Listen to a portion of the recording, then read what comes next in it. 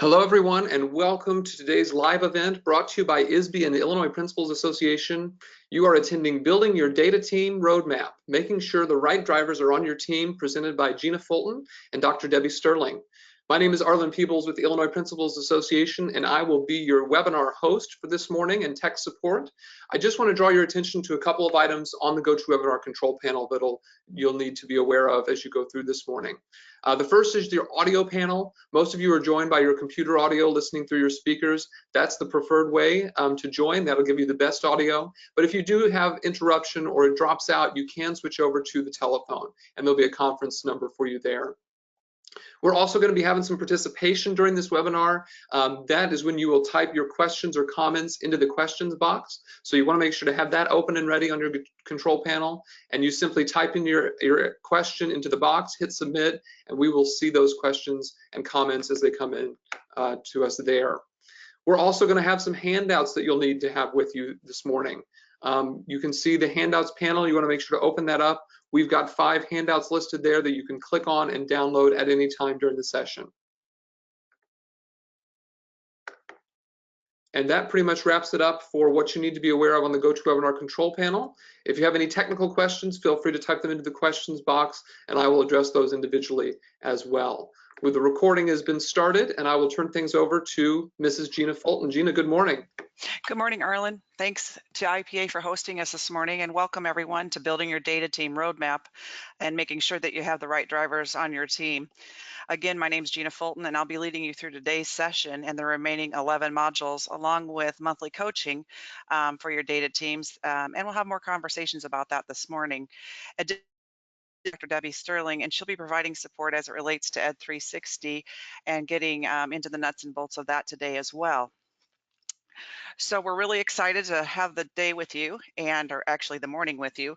We'll see how excited everybody is after we've done this after some time. And what we're hoping is that you get an opportunity to build your teams. And I notice we have a lot of folks today that are individuals. Please don't let that discourage you from joining us today.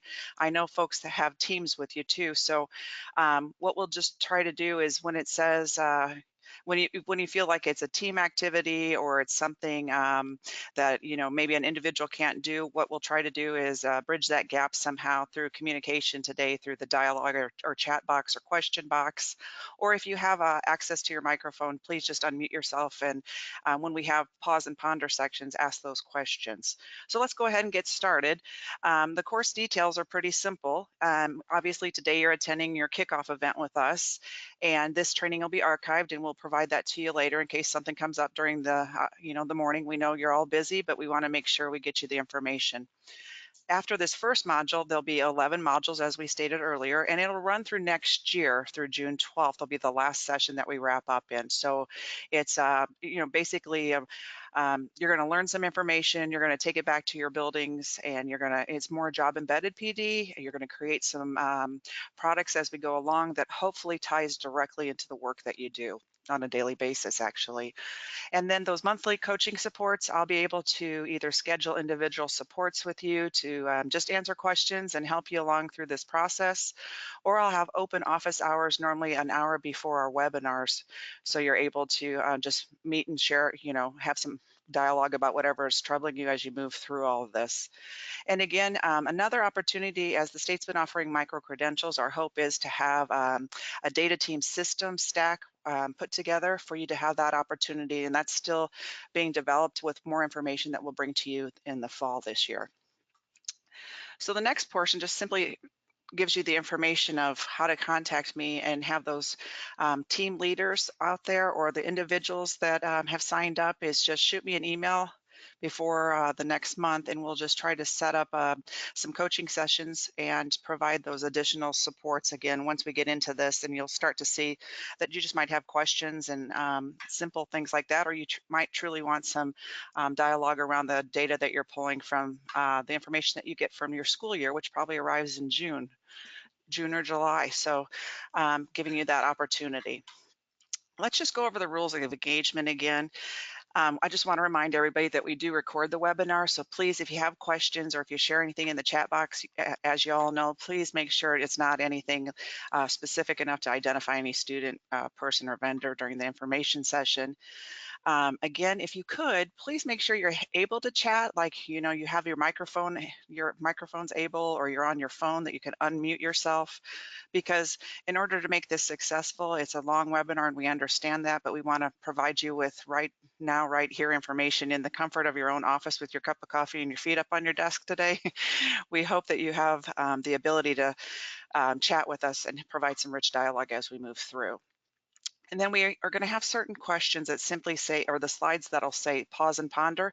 Those will have a lot of information where we want some reflection, and you'll have many options, but you'll have one of the handouts that you'll received is the reflection journal, or a journal for you just to write your thoughts down, because what we're wanting to do with the information that we give you is obviously give you information, let you synthesize some of it, and make sure that you reflect upon it so we can move that information to your long-term memory, and it's not just a fire hose of information. Again, please feel free to chat with us during the webinar itself. We do have, it's under the question box, and we'll have folks monitoring that, and they'll share the questions throughout. So please don't think any questions not important, because I think that'll provide us with the necessary engagement that we'll need to keep the webinar going for this length of time. And as Arlen stated earlier, if you get disconnected, please be sure you can just use the link that you logged in with, and you'll be back with us pretty quick. Again, let me just remind everybody, we're really encouraging you to share today. And no matter how you choose to share, through the chat box or through unmuting yourself, we really want to hear from you as well as we move through this. So we're excited. So let's get started with the important stuff. Today, our learning objectives are pretty identifiable here. This is module 1, and again, we're going to go through 11 more. We're going to identify specific characteristics of effective data teams. And specifically, when we get into these learning objectives, it's not rocket science. We're not doing anything that you folks probably haven't done at some time or have started to do. What we're doing with the series of supports, basically, is giving you an opportunity to refine what you're currently doing, start to create it because your teams have changed, you've lost people, there's new people, or maybe you start liking how it's working out. There is real science behind this, and we want you to be able to really lead you through a process that lets you find a good way to develop your teams. So the first one we're going to cover is, obviously, we're going to look at the characteristics of effective data teams. We're going to take a look at defining and to document the right drivers, or what we're going to call your members on your DT, the data team. And I always remind folks that, documentation is key during this, because in many buildings we have staff turnover and folks feel left out, or they're not sure of the communication process. If we don't write down what's going on, it doesn't exist in my mind. And I always tell folks that. So the next one we're going to talk a little bit about, we're going to discuss it, but we're obviously going to try to apply those characteristics of each district and school, depending on where you're at. Maybe you're a district team looking at data teams, you're a school team, and we'll get into the types of data teams along the way. But our hope is, as we go through this, there's an action plan, which are one of those downloads that you were mentioned in the beginning, Arlen. And you have 2 forms. You can download an Excel version, because some folks like to work in Excel, and there's a Word version. And what it is we move through each module, and that we're hoping that you continue to build this plan and are able to really specifically implement your data team's action plan. I know it's kind of hokey, and I know people get so tired of some of the things that are these canned things, it seems like, but really taking a look at what your shared mission, vision, and how these goals in your action plan align. We're going to talk to you a little bit about that today. I wasn't always a big proponent of this, and now I've gone back that there is so much work in education anymore that I find that if we don't have really well defined, we are all over the place. And it's also a good buffer that we're able to say to folks, this is our work. And when things come in that aren't necessarily our work, we say, is that aligned to our mission and vision? And it's not personal then, it's what we've all agreed to have as our mission and our vision. And then we're going to talk a little bit about defining and documenting, again, in this action plan, and implementation of successful meetings and establishing routines and outcomes. Again, some of the stuff it's not going to be new stuff for you, but hopefully it's time today to be away from it all, to think through some of the information, or maybe you will get some new information. We're hoping you get new information, and that you're able to plan out your teams and get a fresh start. So let's take a look at what actually a data team is.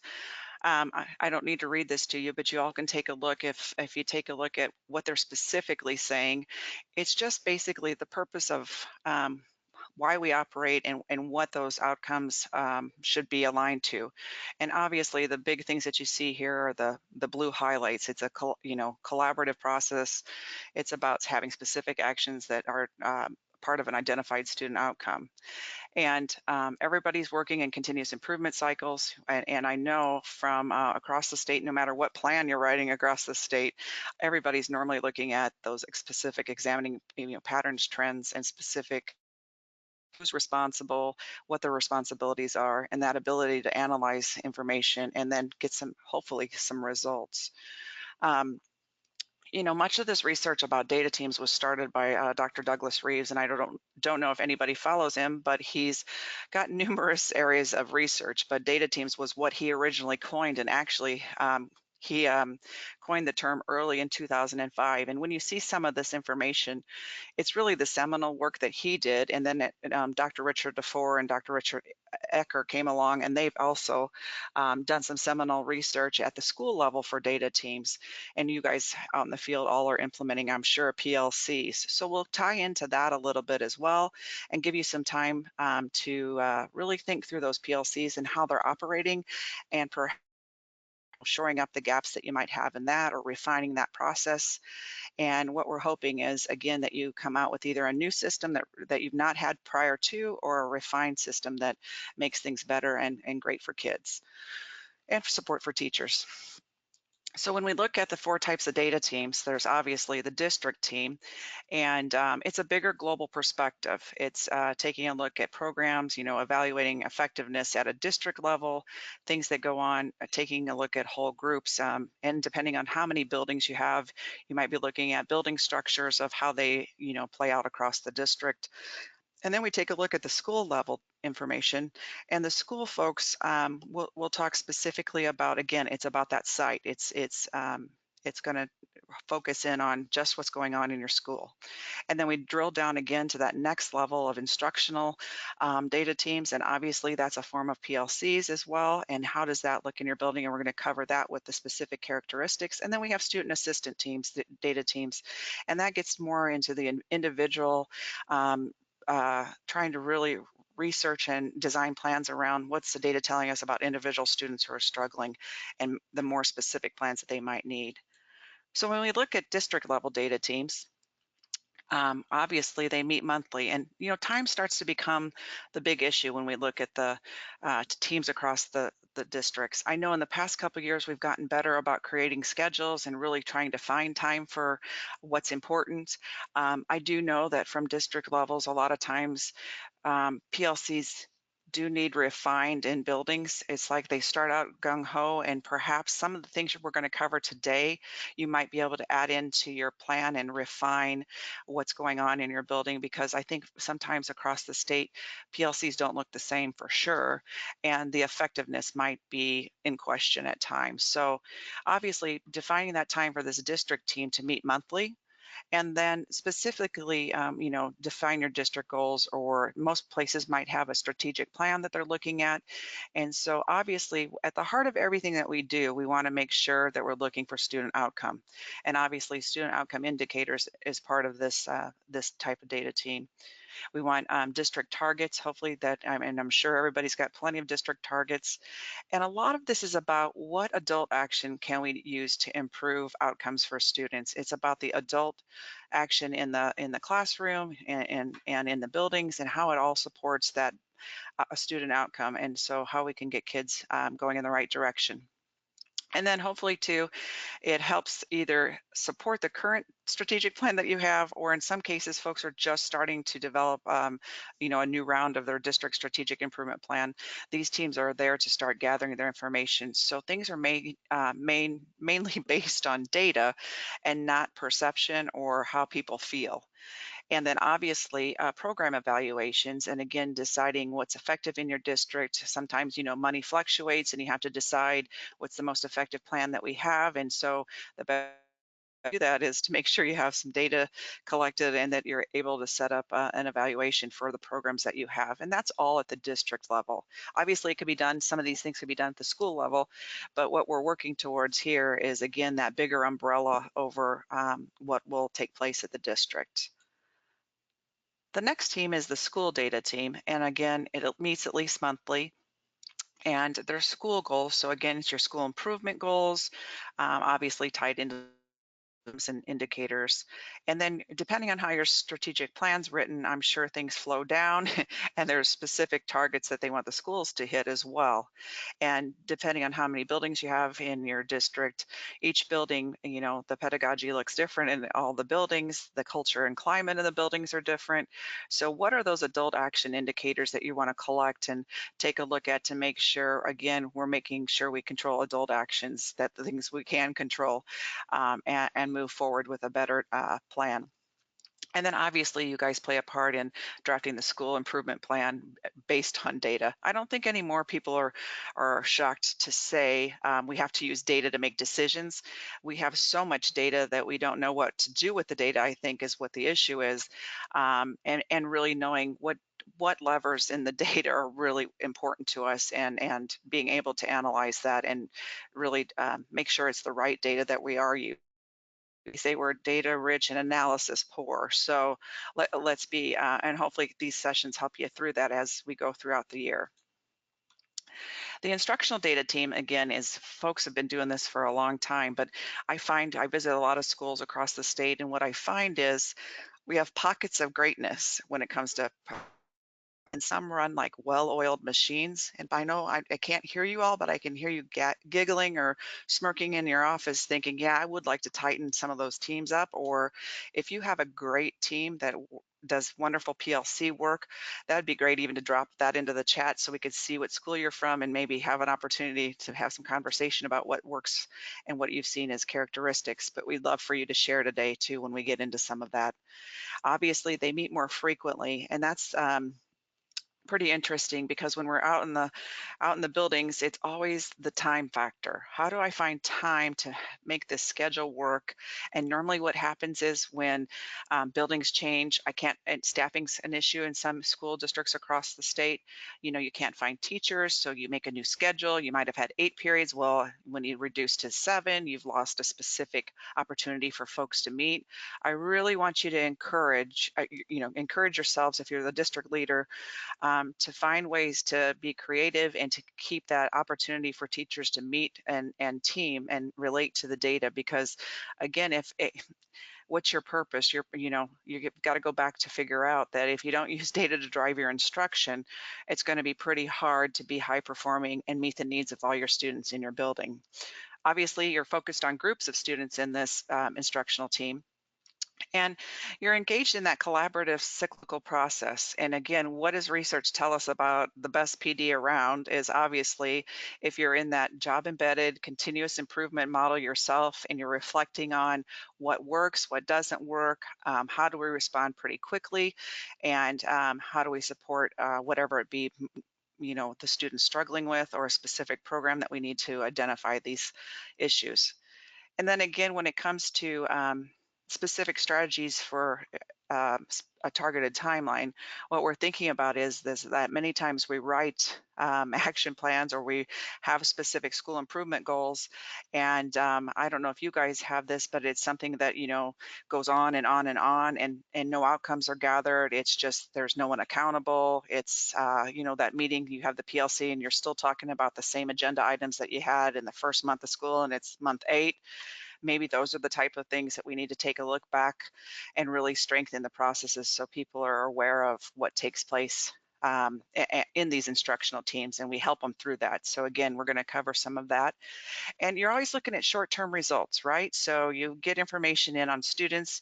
I know it's not that you can't use state data for planning and using information for curricular purposes, or working on your evaluations as part of one of the data points that you use, but all your internal interim assessments that you use are also what's so important to be able to have at a teacher's fingertips, and a system that really supports how you collect and use it and makes it user friendly.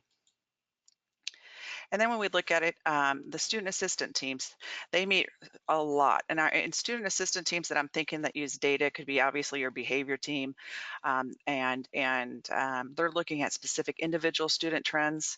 Now they're still doing the engaged in the collaborative cyclical process, but they're really looking at, in the behavior instance, they're looking at the function of the behavior, and what are the certain things. Here's what the data tells us. Here's some strategies that work, and we're in that problem solving mode and trying to find what works. And again, it's always with a targeted timeline too, because we don't have 10 months to take care of some of these things. It needs to be swift and immediate. And how does our system respond to that for students? And again, we're always looking at that short-term assessment, because at the end of the year, what's it going to do for us if we wait that long to respond to what students' needs are? Well, what happens is you normally become a underperforming school because you've waited so long and you don't respond quickly to what's going on as it relates to direct student needs.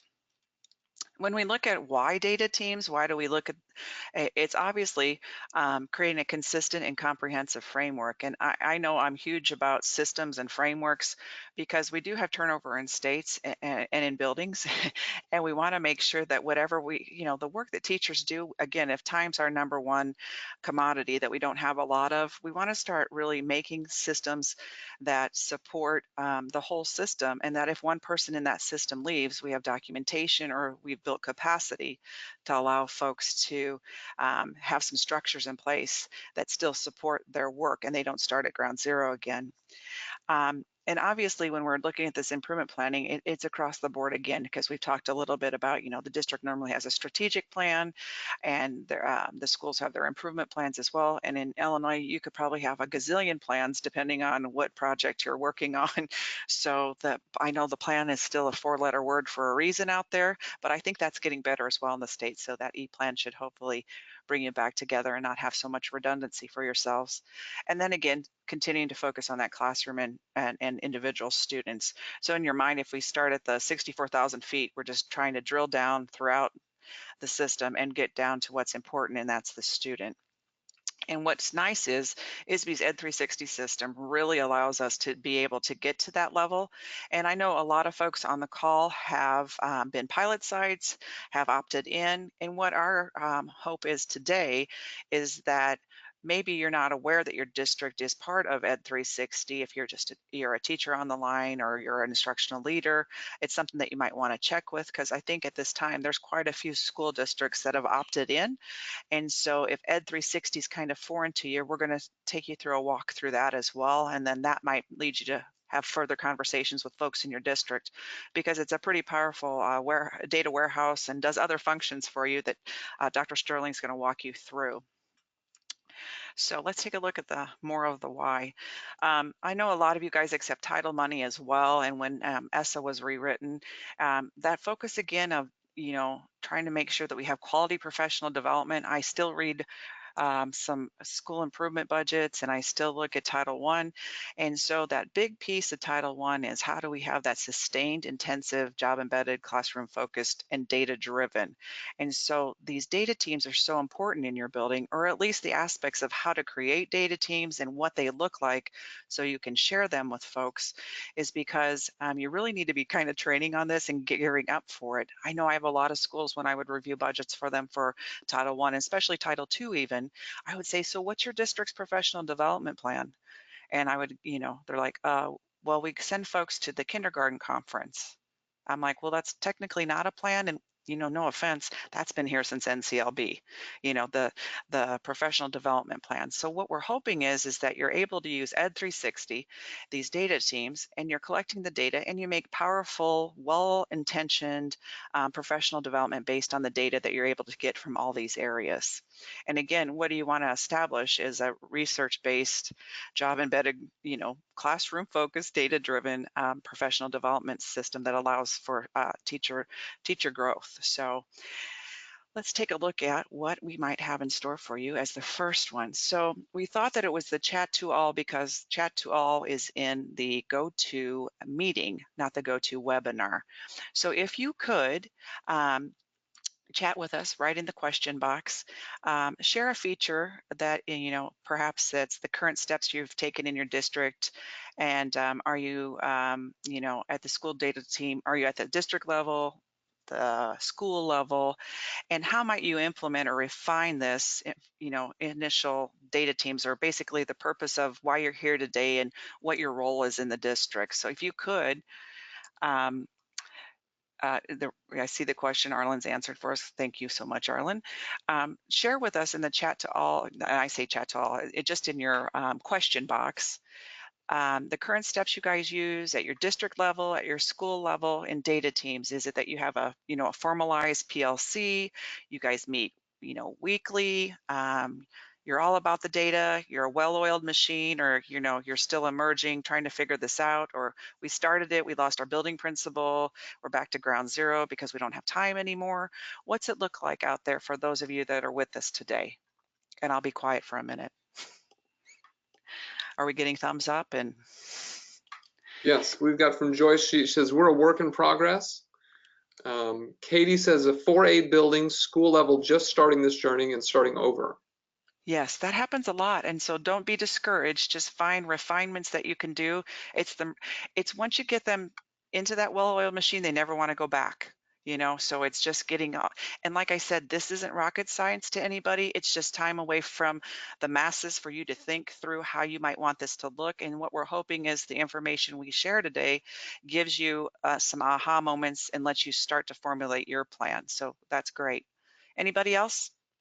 Michelle says we are starting out and meet monthly, but we don't have a really good system. Okay, but you've started, so that's good. We just need to, you'd be wanting to, create a formalized process.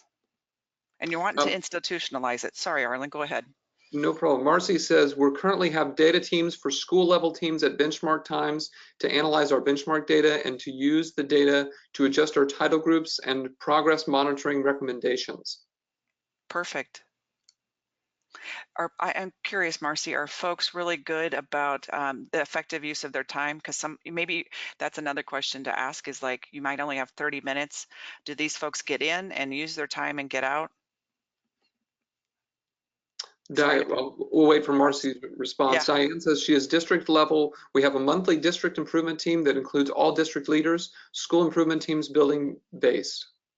got it. And Marcy's follow-up was we have a structured time schedule with subs for the day. Okay, great.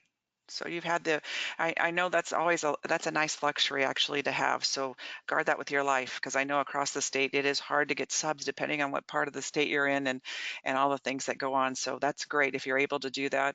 And obviously it can be paid through your title funds as well. So, think about that too as how you formalize your plan to do things. Great. Anybody else have anything they'd like to share?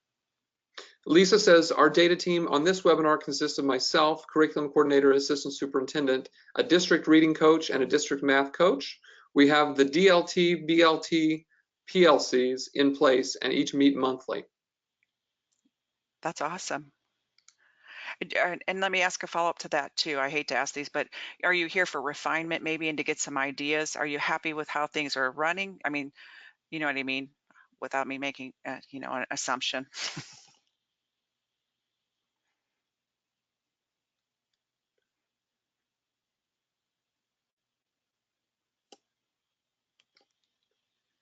Yeah, Lisa says we're here for refinement and to make the best use of the Ed 360. Great, that's awesome. Anybody else before we go on to the next? I just want to, go Cindy ahead. says we are principal, RTI coordinator, and tech facilitator. Our school meets monthly/weekly to discuss discipline behavior data. We analyze benchmark data 3 times per year and meet with teachers to set goals, individual teachers weekly, and we would like to facilitate more impact from the academic data. Okay, great. Well, I think it'll be helpful. So Excited to hear that folks have some teams on the line as well as just individuals, because I want to make sure we meet your needs. So again, if something comes up and you need clarity, Arlen's going to help us out and monitor those questions. And again, as we move throughout the day, keep up the good work and keep up sharing, because that helps us guide our discussion as well. So once we get into this, we're basically taking a look, we're continuing our look at why are data teams effective. And here's the big thing. The research base on them is there. It's been around, like I said, it's seminal research from Reeves' work, from DeFore's work, and it's been here since 2005. It's probably been here since 1999, actually, if we go all the way back, but they didn't call it data teams. The term itself was seriously coined by Doug Reeves, and I probably should have like a copyright on there because it would be a copyright infringement. So I'll lowercase my data team and make sure I'm using it appropriately. But again, we don't throw those terms research-based around lightly. I think that's really important for folks. Again, when I'm in buildings and I'm looking at, I'm normally in buildings that are struggling. So we're always looking at, what's your curriculum that you're using? What are some of the strategies that you're using? How's it aligned to your curriculum assessment and your instruction and assessment plans? And when I get into it, sometimes it's like, well, we created these curriculum materials. I'm like, well, that's always great, but what's the research base on those? And not that teachers can't create great materials. I'm not saying that, but sometimes we lose that research base. So again, when we do things, I'm very hopeful that we use things that obviously have a solid research base, and I can assure you that this one does. So again, a huge part too in buildings that I find that aren't successful, they don't empower their teachers. So this movement into having data teams is about teachers looking at data or teams of folks looking at data. It's not a quasi administrative and component, and we're going to take a look at that when we start talking about the roles and responsibilities, because what we want is, that internal capacity. We want to build the adults in our building to be able to do different things to improve instruction. But what we need, and hopefully what Ed 360 can provide us, is that real-time response to data, and within 24 hours, and you have data versus, you've all been on those teams, right? That you've like, who's got the Excel spreadsheet? Where's the latest Excel spreadsheet? Or you share it in Google Docs and, oh wait, that was an old one, I'm not sure. The nice thing is that it's a free option from the state, and it's probably one of the best tools that they've provided to support all aspects of education, from, like I said, district level to school level to classroom level, and that's why we're here today too. And obviously, you want that create a coherence within the district. So if you're at the district level and you're designing these data teams, you can systematize them or institutionalize them based on some of the information that you'll learn from us, and you can just directly use that to start working on your teams, again, your refinements in your teams. And again, you want to make sure when we're looking at this is that you've got that mechanism in place to set achievement and instructional priorities, because I don't know about you, but when I worked in the district, I always would go back to, we can't ask people to do more, but we can be more focused and purposeful. But if you can't do that unless you have data to do that, and you also have to talk about, those achievement pieces, instructional priorities, your mission, your vision, everything starts to really tie together, because mission drift happens. And I always tell folks when I'm in a building again that doesn't perform so well, mission drift is occurring everywhere. There's so many things going on. It's not a clear message or a focus. If you can't, what we did was we analyzed from the data all the programs that we had across our elementaries, our middle schools, and our high schools. And we were killing teachers. But until we gathered data and until we took some information in that wasn't, I don't know, personal data that we're getting back in surveys, that becomes a whole nother issue. We really had to set up some kind of data teams to take a look at this and what was the data telling us. And what it was telling us was, in one building, I think we had 29 initiatives going on. Well, okay, we had data to say it. It wasn't personal. We took a look at the data. We took a look at what was effective programs that were in there, and we wiped it down to 6, because focus, focus, focus. It seemed like we never got rid of anything. We took on a lot, but we never got rid of anything. So again, I call that mission drift. And could have been the superintendent's favorite thing, but we have had 5 superintendents since then. So I'm like, was that 1979 that we did that? I think we can let it go. So when we take a look at this, why are they effective? Obviously, it's that research base. We're empowering teachers and we're building capacity. Obviously, we want to institutionalize it, so we're creating that coherence across the district or your school or both. And we're wanting to make sure that we have that mechanism set up for student achievement. And obviously, when you set some achievement goals, you want to make sure you have those instructional priorities right there with them. So we talked a little bit about this earlier, but I think, we'd like to do a poll here and take a look at everybody, if you could. It's a little less, and Arlen's going to do the poll for us. And I'll have him kind of, explain to us. The poll's open, right, and showing right now. So if everybody could take a look at it and make your selection. Type 1 through 5. And you won't have to do it in the chat box. You're going to take the poll at the top there that's open and choose, 1, you've not had any experience, 2, a little bit of experience, basically a good amount, a working proficiency, and you're fluent. Because it lets us, again, know what we need to do throughout the year with everybody, just a litmus test to see where we're at. And we'd like it if everybody could do that that's on the line, because we did have a few folks share already, but let's see what it looks like as we collect the data ourselves.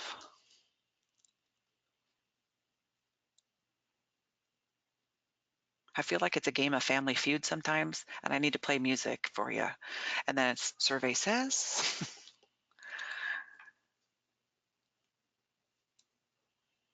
So what's the survey say? Because for me, I need to look and see. So, oh, great. So we have, well, good. This is great. We have a little bit of experience on there. We have a good amount, obviously, a quarter of that and a quarter of proficiency, and some that are very fluent. So you fluent folks, when you send me an email, I want you to tell me you're fluent. It's kind of like, I think the Bob and Tom show or some of those radio shows they call in. I know the guys will get this on ESPN. They always have these sports shows, which women would never do this, but the men will call in and they'll say their height and their weight. What woman would provide that data? I don't know anybody, but men think that's pretty funny on ESPN on the Sports Center and that. So those of you that are fluent, not that you're going to call into me, but when you send me an email to tell me who your team lead is, let me know you're a fluent team, and that way I can plan ahead and provide maybe some coaching that goes a little bit deeper, or provide you, in my mind now, I know I need to provide you with some specific things so we can individualize some of this throughout the year. So that's my intent on that. Great, thanks for participating. That really helps us. So as we're looking through why these data teams are effective, we're still looking that time for collaboration and planning. I think it's gotten a little bit better out there because I know we've changed the funding formula in Illinois and we've got a little bit more funding to do some things, but at the same time, insurance increases, staff increases. So we're really trying to think through some of this. But if I can say anything to the leaders out there, providing this time for collaboration and planning, and I don't know many folks out there, but if you are very familiar with Dr. John Hattie's work, and what we know about systems and things that work, collaboration and planning super high up there with effectiveness. And so when we take a look at it, we want to make sure that we're really, I know you're getting ready, some folks have already got their schedule done for next year, and some folks work on that all summer. But if I can preach that to find any great ways to try to figure that out, I encourage you to, and most folks do try to find collaboration and planning time, but it's meaningful, probably I should have said meaningful collaboration and planning time, not just that you give them the time, and it has to be monitored, and and making sure that folks are where they're at, and we'll talk about the components of ineffective teams eventually too, but it'll be brought out throughout the year. So Reeves' model, Dr. Reeves' model, has a 5-step process, and it doesn't matter what model you choose, as long as you choose one that is research-based. We choose this one simply just to give you an idea of what the model is. And when you say model to people, they sometimes think, oh, a model, I don't know, we don't have a model. Well, you probably do, you just not formalized it. So think to yourselves, okay, what are the steps that we do? So the 5-step process that he uses is obviously, and again, this is not research. I mean, this is not rocket science. This is not crazy things that are so hard to get. You're like, well, I don't get this. This is just so simple. Well, it's very simple to see what it is. It's how you make it a system. That's what we're trying to get you and document it in. And obviously, like, again, I've seen PLCs across the state, and whoo, sometimes it's scary out there. So I just want to make sure that we're really thinking these steps through. And how this affects everything across the board. So the first step, obviously, collect and chart data. I know we're good at collecting it. I'm not so good. I'm not so sure we're good at charting it. Some folks have great software that does it for them, and obviously Ed 360 has some features that really makes data come alive and very visible. And I'm an extremely visible learner, so I super appreciate that. And no offense, I don't. I have to go back sometimes if I don't use Excel graphs all the time, and I have to queue all that up and look at all the changes that Excel has to make it work in my newest version of whatever. So again, a plug for 360 there for sure. You want to analyze strengths and obstacles. And it's okay to have things that you have challenges to, because then you start collecting data on it, and then you write a strategy on it, and then you try to make sure that you move through some of those. The strengths you go back and look at because you want to see patterns and trends that are working, and you build off those as well. So without the data though, and really taking a specific look at some of this and time away to think about, I never thought about analyzing what works to build off to make our challenges less. And then when we take a look at it, we want to establish goals, and we set those goals, we review, revise. I always used PDCA, Plan, Do, Check, Act. That's another model. And then we just kind of get into all this, that it's like it becomes a well-oiled machine. Everything's set up based on this. You want to select those instructional strategies that support those goals that you've written and revised and thought about. And again, then you want to determine, how do you know that this is working? What are those results indicators?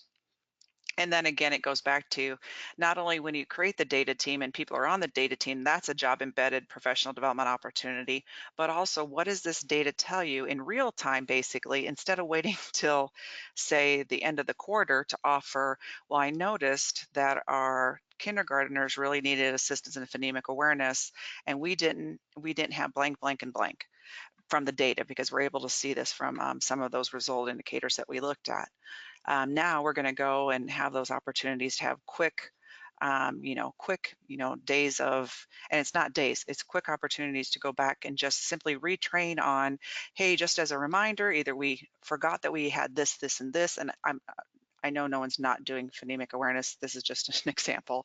But thinking through what it might look like to have that quick response to teacher need based on the data for your professional development. Because what you want that professional development or professional learning for your teachers to be is extremely responsible to the need, because if they improve their bag of tricks, they improve outcomes for students.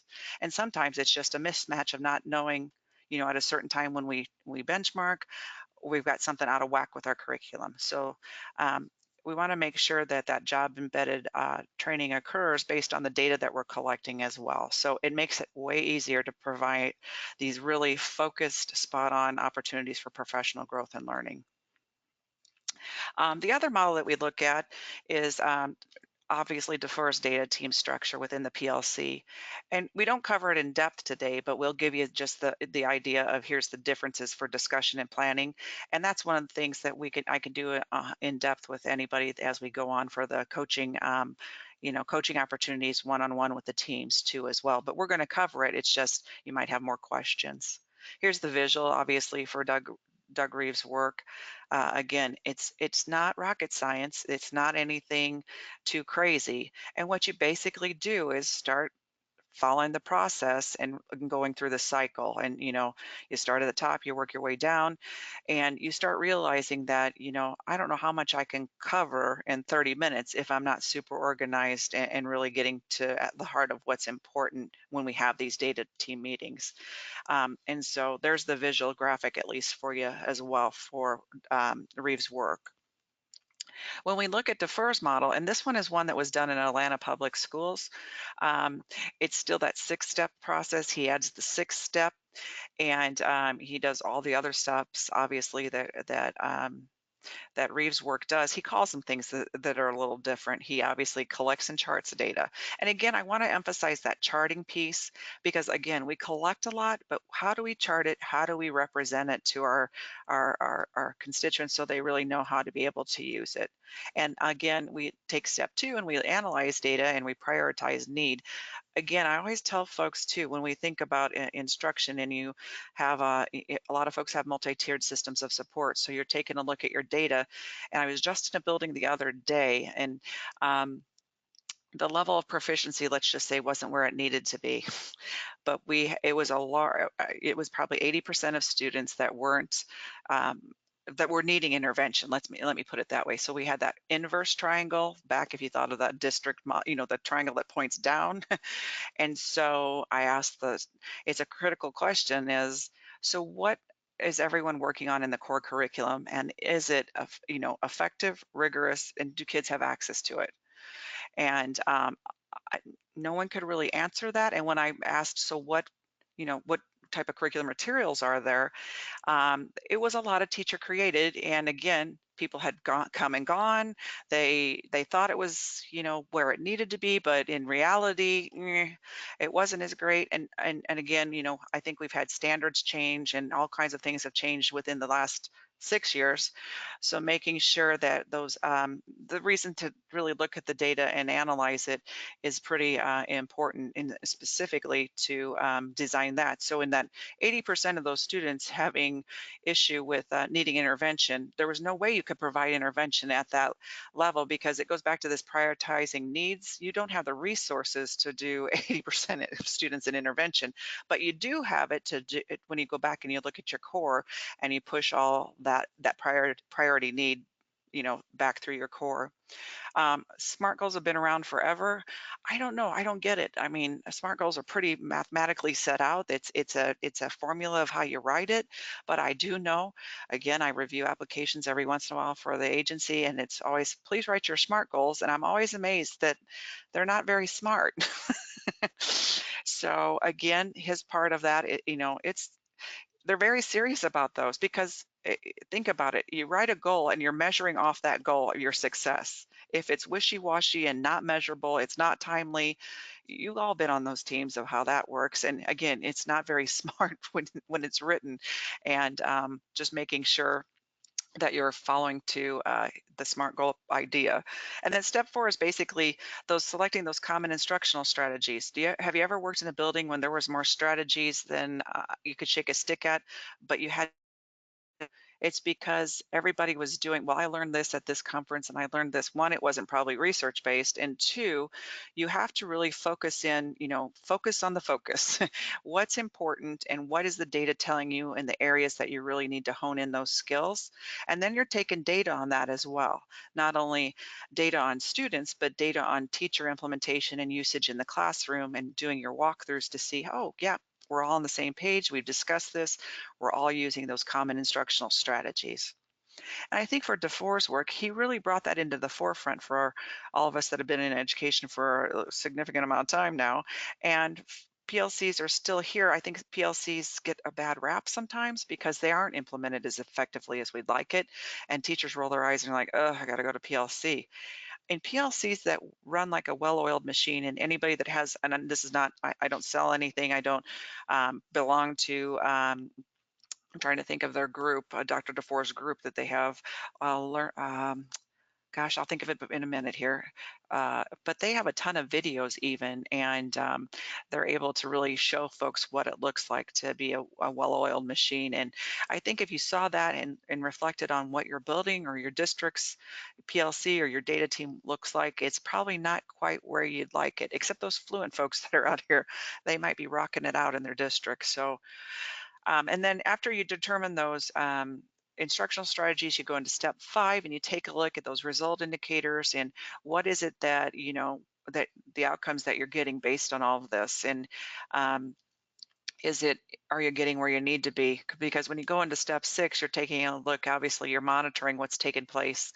I don't know about you guys, but this year seemed to fly by. And so I can only imagine being a building principal that, unless it was a tough year, it's May. And you're like, oh my gosh, I had such good intentions this year to monitor progress, to try to get things where I needed them to be. And the step 6 sometimes gets lost.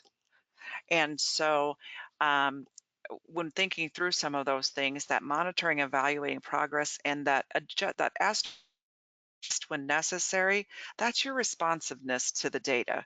Like I've been on committees that I'm like, oh my God, this agenda has been the same agenda for 4 months. I might shoot myself. And then I start making excuses of why I can't make it to the meeting because I'm like, well, let me think. And I don't like not being effective because I don't have time to waste. I don't know about the rest of you out there, but time is my thing that I like to protect and I like to maximize that opportunity. So again, that you're monitoring and evaluating those results. It could be formal or informal processes that you have in place and adjust when necessary. And I know with kids that, any system, sure, and trying to close those achievements, you really got to monitor that data and close that. Um, when you're looking at rates of improvement in that, you really have to be responsive to what's taking place in the classroom. So, solution tree was the thing we were trying to think of, and I'm sure everybody in education probably knows of them. I'm just totally blanked out on that. And they do have a ton of videos and supports too on this PLC front that everybody's probably had that opportunity to do. What I want you to think about too on this slide in particular is specifically in your district, is this how you're operating? I think folks think they're doing this, but maybe it's been a while since they've had a refresher training in how PLCs work. I think we sometimes water down some things that we do and it's not as formal, because we feel like, oh, that's too formal. I will reiterate, if it's not written down, it doesn't exist. And I don't think until you start writing things down that you do, you don't institutionalize things. Bad for teachers because then we're back to square one many times. And again, if we claim that time is our number one commodity, we need to start putting these kinds of things in place. It's like, when you think of Dr. Anita Archer, that explicit instruction, these types of data teams need to be that explicit, and it does seem, again, I'm telling you, it's not rocket science, but it's formalized, it's documented, and folks just, it's changing behavior. You're going through and you're not robotic, but you are very specific about what you're doing with your time when you're together. And that makes everybody happy because nobody likes to waste time. Well, I know a few people do, but there's a few people like that everywhere. And so let's just touch base real quick on the differences between DTs and PLCs. Obviously, the data teams adhere to that continuous improvement cycle. We're examining patterns and trends for district programs. We're taking a bigger look at that if you're a district team, an evaluation of larger populations, and you're making sure there's time, you're holding people accountable to timelines really. And I'm in districts a lot again that struggle. Roles and responsibilities seem to blur. Accountability starts to blur then, because if you don't have a specific role and your responsibilities kind of gray, we're not quite sure where you fit in. And then it's easier to kind of not buck the system, but be maybe not as responsive to things in the district that you should be, because again, you're like, well, it's not my issue because I'm not quite sure what I do. So, and then, you're facilitating analysis that results in actions.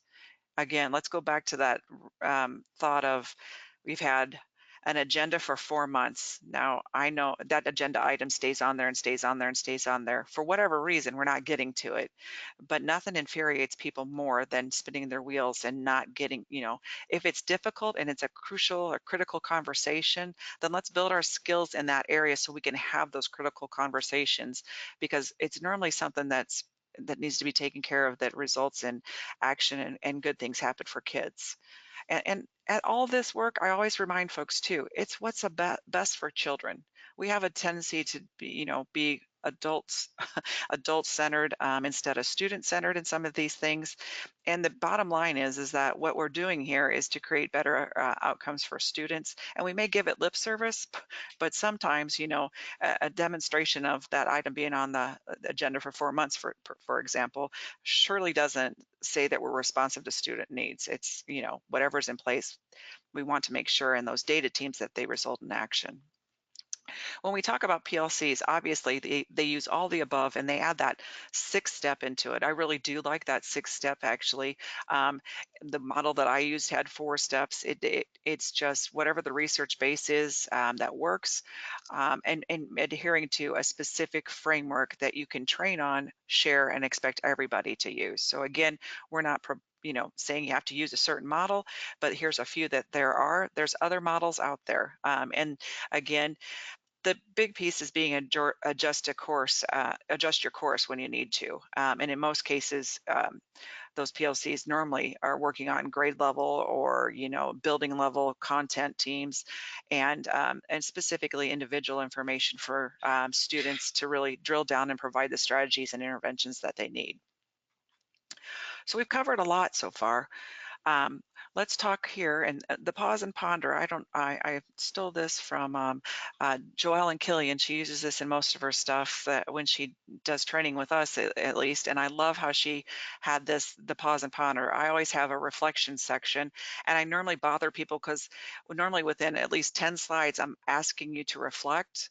I do that because I want you to move some of these things into long-term memory, and I want you to have time to think about what it is that we've talked about, and how does that, what are things that it's jarred your memory. So specifically, what ideas have stuck with you so far?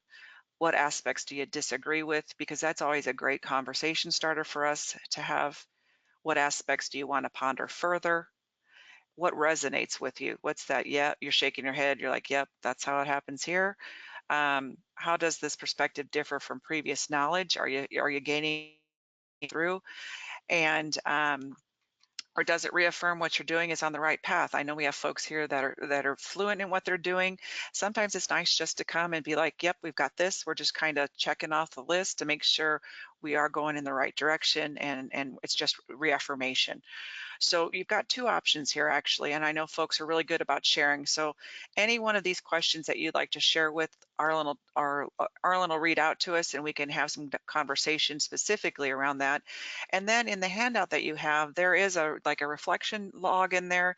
If you have a notebook in front of you, run through these. We're going to give you time. Run through these questions yourself and really think through so far, those 6 questions that we have there.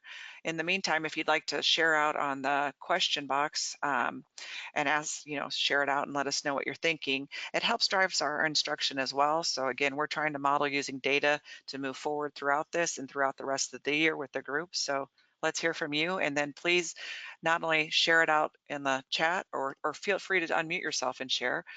Make sure you write it down in your reflection journal or in the notebook in front of you. So take a few minutes.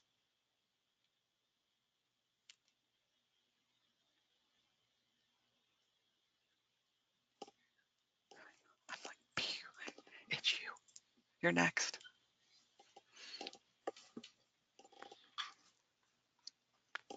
This is the worst part as a PowerPoint presenter.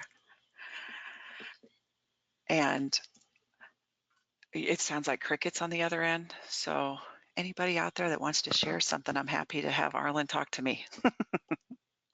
And then I'm quiet now. I'm going to mute myself too.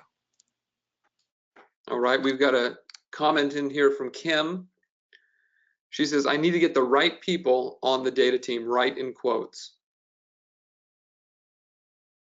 So Kim, you're going to be happy because the slides that we have coming up are going to talk just about that, and specifically how to think through some of those things and who you want at your table, who's those the drivers, the race car drivers you want at on your race team, and who maybe you may not want, but you may want after we talk about the characteristics as well too. So, and that's just learning some strategies to deal with to deal with how we set up meetings, how we respond to people in the groups, and learning some, redirecting that might have to take place when we have a few difficult people that serve on committees. So thanks for sharing. Everybody else, keep writing and reflecting. Cindy has chimed in. She says, I liked the breakdown of DT and PLCs. If everyone in the organization understands the flow of data and impact, everyone is more comfortable. Absolutely. And we're going to talk a little bit, I'm glad she said data comfort, because we will talk a little bit about how data teams really start to change the culture of, people use data as punitive measures, and it's about how can we grow and how do we meet needs of students. And so if we can get that from the top down, and that's great because then they see data teams modeling it from the district level. And we'll talk a little bit about who should be on those teams, again, referencing how it's not a quasi-administrative, evaluative, punitive thing, because you've seen those rolled out in districts as well. It's brutal when you're on the receiving end of that type of data, if they want to call it as such. Thanks, Arlen. Angie says, I agree with Kim. I need to get the correct people on each team. Also, working with all levels to schedule the time that is not negotiable to give up. Absolutely. I have folks as little as 20 minutes that have data teams for 20 minutes, and I have folks doing 45 minutes. It goes back to, is it run like a well-oiled machine? Believe it or not, 20 minutes doesn't seem like a lot, but if you get there on time, ready to go and start, and we'll put a few pieces in place as well to front load that team meeting that you have to make sure happens, then believe it or not, 20 minutes to 30 minutes will help. Take the time that you can get as long as you're using it effectively. Keep going, Arlen, if you've got something. Lisa says, we are excited to see that we appear to be on the right path with doing the 5-step data process. However, we do not really add that 6th step into the process, which is something we need to do. Great. Carrie says, our district's concern will be who inputs the data into Ed 360 and the amount of time to enter the data. How do other small districts accomplish this? I'll let Dr. because she's going to go through using Ed 360 with you, but I'm pretty sure a lot of it is a load file that you load when it's district data that's not state given data. And I don't mean to, small districts, I know since it's changed of who enters data in the district for the upload for any program that's offered, EIS, SIS, whatever you're using out in the field, initially superintendents didn't realize the importance of the person entering the data. And I don't mean this to sound critical, but the person that enters data really has to be detail oriented, and probably has to have time in their day that they're not interrupted continuously because, under the old school formula and probably even part of the new school formula, attendance was always part of the upload. And if you didn't get that part right, or you had in bigger districts, not necessarily small, well, it could happen in smaller districts, if you had something misspelled and you had multiple students, we call them, I think they were called orphans at the time. I'm dating myself of what they looked like. They weren't technically orphans in the DCFS system or any system. It was that there were multiple people that they couldn't even choose to use because there was those one characters off or whatever, because the person entering the data didn't really pay attention to detail. That's always the first thing I tell people, that whoever's doing this in the district has to care about data, because there's it's not just to get the job done. It's because it affects, one, your ability to analyze and make decisions based on what you get. And I always say garbage in, garbage out. So you don't have a lot of time to waste. You don't have a lot of resources. What's the one thing you can control? You can control the person entering the data. So that's always a critical position. So please take that seriously. And it's the same thing when you start to have people, when we talk about roles on teams, the person that helps you gather data, or, the data technician that we're going to talk about, that role, that it looks different, and they're given different abilities to do different things on the team. So we'll talk through some of those. And again, anything we talk about, you can make fit your own system. What we're showing you is just the models and some samples to get you started to think. Arlen, you got anything else? Yeah, one last comment here from Carla. Our reading specialist works with our data and provides data cards, and our staff fill that info out. We then display this in the info in our teacher room, where we have developed a data wall for both math and reading. Okay. How many? Yeah, I was just trying to think of how many. She must have a smaller staff too. Yes, she said yes. Yeah, that makes sense then. I see why they're working the way they're working. But I think they'll also get to see Ed 360 when it comes to the next slide that we're going to talk about. So Dr. Sterling is going to take us through Ed 360, because again, I think folks we have varying levels of use in the state. We have folks that are, 100% users down to, oh, we just got our system account and we're logged in. And so I'm going to have, Arlen, do you need me to take care of that, or you're going to make Debbie screen the screen to show? Deb, I'm going to Debbie make can do you it. the presenter. Debbie's going to be the presenter, and she's going to lead us through using Ed 360 to support your data teams. So Dr. Sterling, please go ahead. Thank you. Okay, and so Deb, your screen is on, your mic is muted.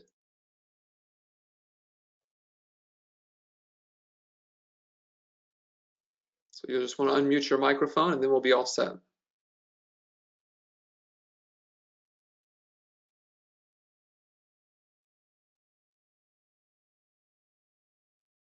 It's the little green icon. It should be orange now, but if you click it, it'll turn green. Sorry about that. There you go. If you've worked with me before, you're always kind of giggling because I just start talking and then someone has to text me and say, you're muted. I'll start back over. What we're going to do today is look at Ed 360 and look at where data is located and questions you can ask of this data.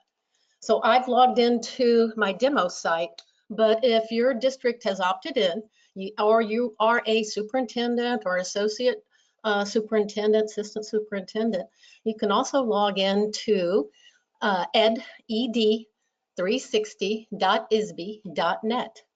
And then it'll ask for your work Google or your Gmail account, or you can use your Microsoft account as well.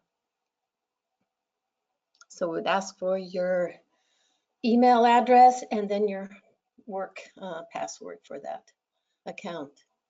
So I'm on the Demo District Administrator landing page, and you can see it's color-coded to let you know with these tiles that are looking at year-to-year change and key data points.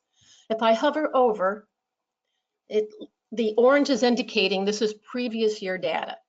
And this is usually what we're looking at when we are showing or displaying the state assessment data. So you're looking at the Illinois, it's IAR now, not PARC, and you'll see that change here in a couple of months. But if it's showing you that there was, in this case, a little bit of a decrease, very, very negligible. And if I click on that, I go into a report.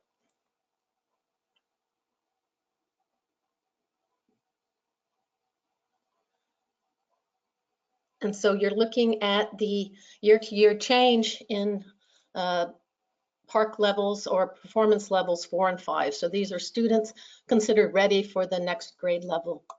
The data is disaggregated by school, and then running horizontally, it's disaggregated by grade. And then looking at this, you can also ask the question, if there was a decrease in proficiency in a certain grade level, you can then, is this a system error or is it an individual error? Meaning, is there 1 or 2 schools that are lower, or it could be a subgroup of students. You can click and filter. Let's just filter on low income. And again, if you're looking for those areas in your school improvement plan, or you're evaluating the results from the end of the year, you can come in here and click on the filters. Let's just look at math for this group. You can, let me get this out of the way.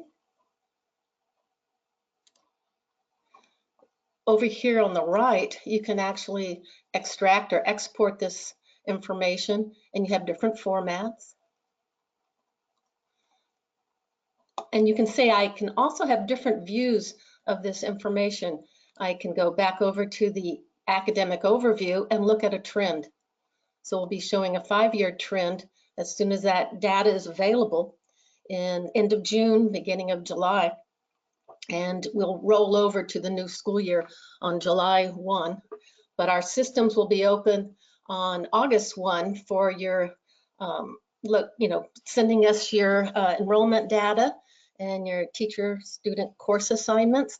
And then I think someone had asked the question about the data coming into Ed 360 is coming in from several systems. And Gina did mention the EIS, which is the employment system. And then we have ELIS, and we also have SIS.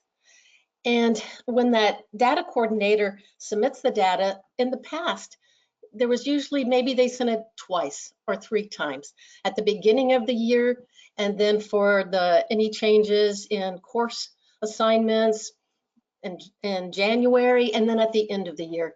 But now, if you really want Ed 360 to reflect changes during the year, like in enrollment and also in course assignments, you have transfer students, new teachers, those data collections need to be sent more frequently. This is near real time. So if you submit a new enrollment file on Thursday, by Friday morning, it will be available and it will populate at 360. You can see you have these trends. I can real quickly again just go into like 5th grade, and you can see a comparison for the district. And if I go to the state, and if I go into a school, I'm going to change the grade. I'm going to go into 8th grade. And now I can see my school compared to district, compared to state. When you roll over or hover on a bar, or usually it's a bar segment, or the tiles as I did earlier, you will see additional information. It's always important to look at count. And so this is where we're providing some context for what you're looking at. And if I scroll down, I can also, if in some cases our districts only have one school, so I can just take off the district point and see it more clearly. Again, I can extract this or export it. I just click here and I can grab this image, and if I need to show my board, my school board, what's going on, how we're trending on our 8th grade students in math and ELA on the state assessment, I can just export this and put it into a slide deck. We also show you kids. Kids is a different data collection than the state assessment, because this is being done in the fall, so we're able to display it to you during that school year. Usually it's in, I think we were in February, may have been a little bit into March before we did this year, but usually we get that data and it should be about February that information for the current school year is available. Of course, I'm in a junior high, so I don't have data for that slot, for that page. And then here's again where we were, and I can go into ISA and also look at that. And if I'm in the high school district, I also have SAT.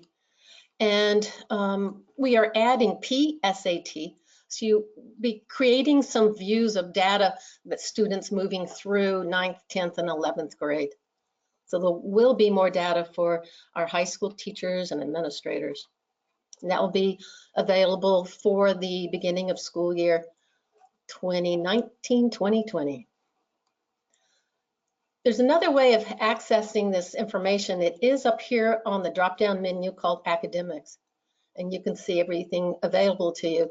If you are a district that doesn't have a high school, then the SAT wouldn't be appearing on the menu. I'm also going to show you another way to get to some district and school data. We're going to go over to under the schools menu. We're going to look at an overview that shows staffing. It also shows you your scores.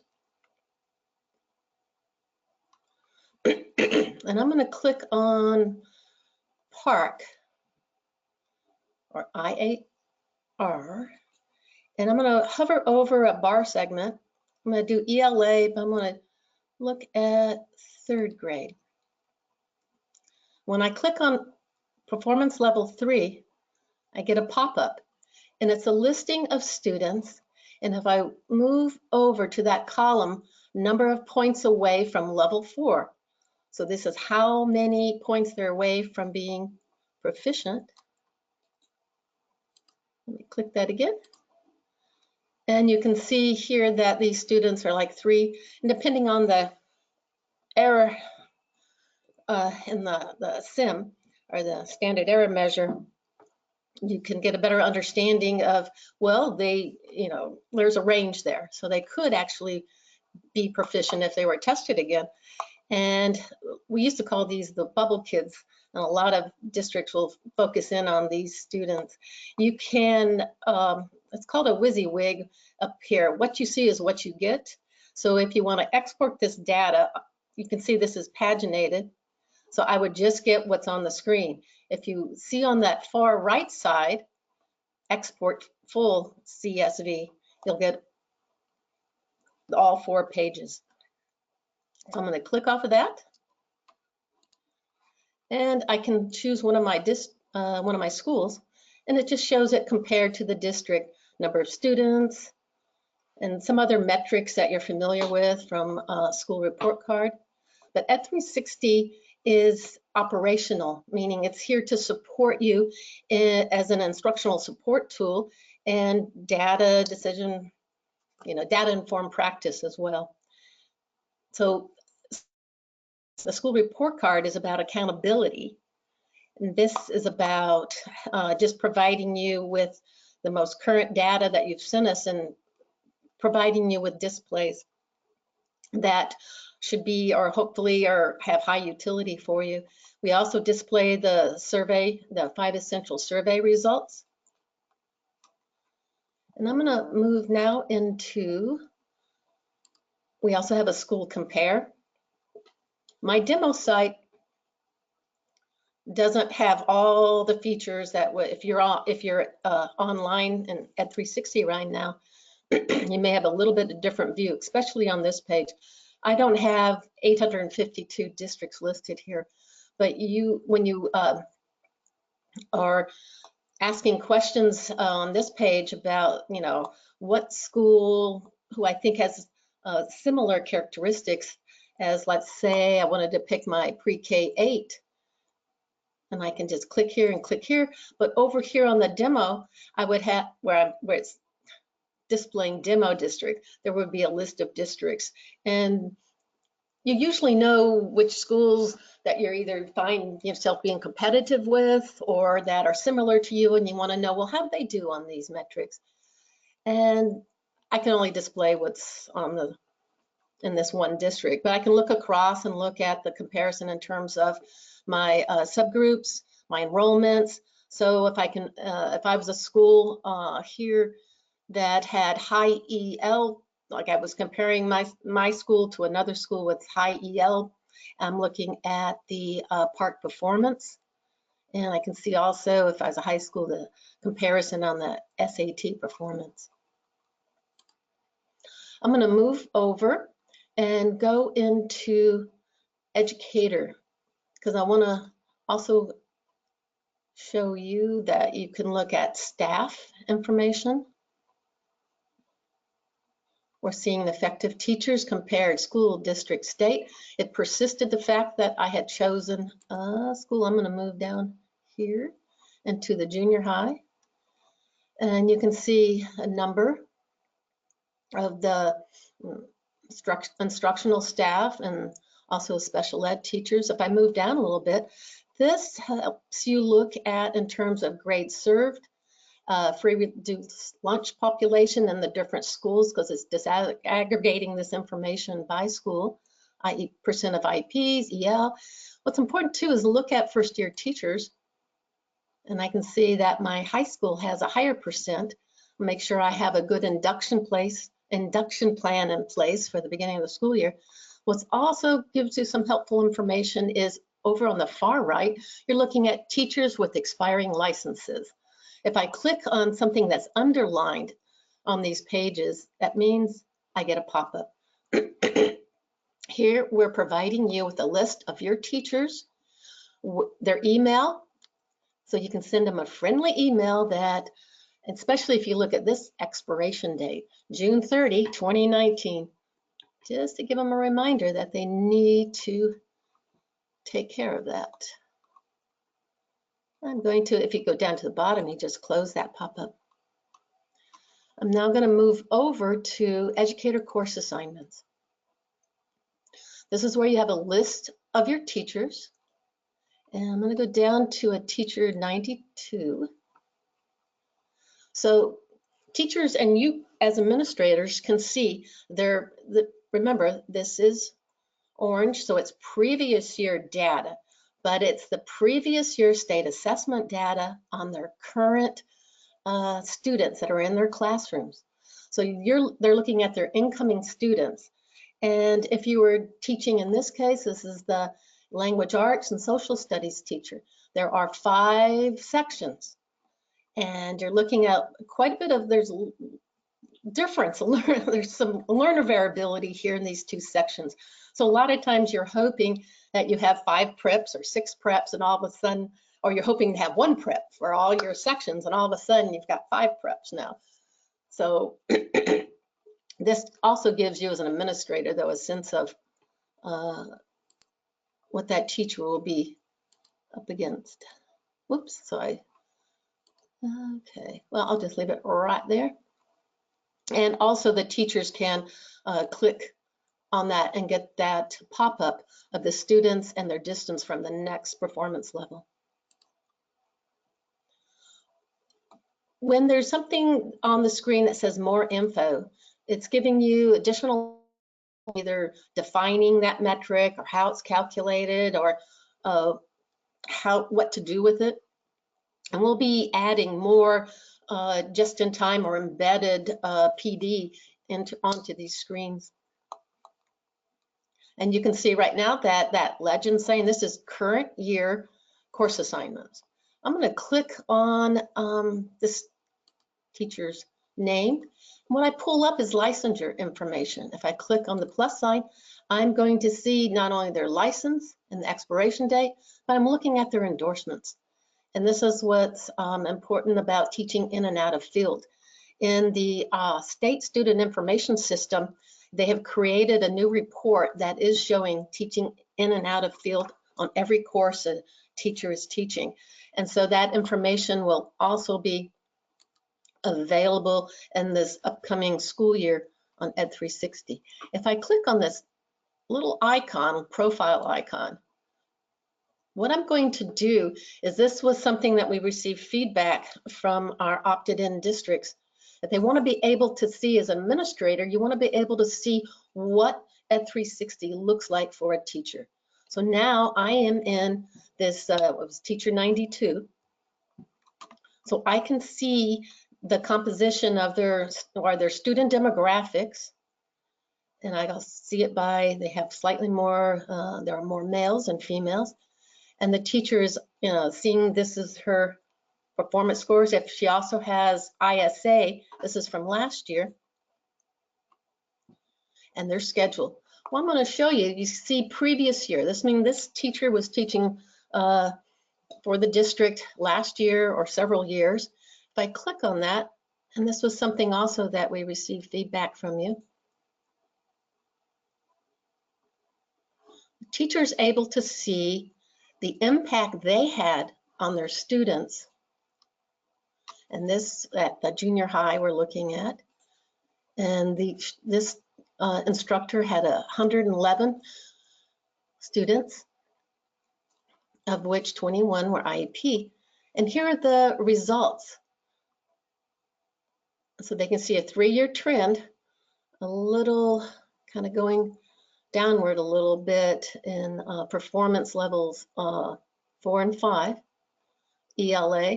What I'm going to do, if I click on anywhere on that bar segment, I'm going to go to the PARCC subclaim trends. Looks rather, your eyes kind of wandering around because you're looking at 3 years of state assessment results and looking at those performance levels. What I'm going to do, and also I chose ELA, so I'm looking at those strands in ELA. Let's just say I just want to look at my trend on meeting or exceeding. Let's just focus in on reading literary text. And let's just see how I did. I'm kind of where I'm at. I'm not really, maybe just think about if we had implemented a new curriculum and I had tried some other maybe project-based learning or even, blended learning. I want to see what the impact was. This was where, I could go and look. And let's just see what was that. Let's just look at vocabulary. And notice that this most current last year, my vocabulary went down. So maybe I was trying to focus too much on close reading and forgot to have strengthened my vocabulary instructional strategies. But at least it gives a teacher a view of the past impact they had, and perhaps reflection on making changes to unit plans, and also just getting the feedback if they had tried some new techniques. I'm going to close that.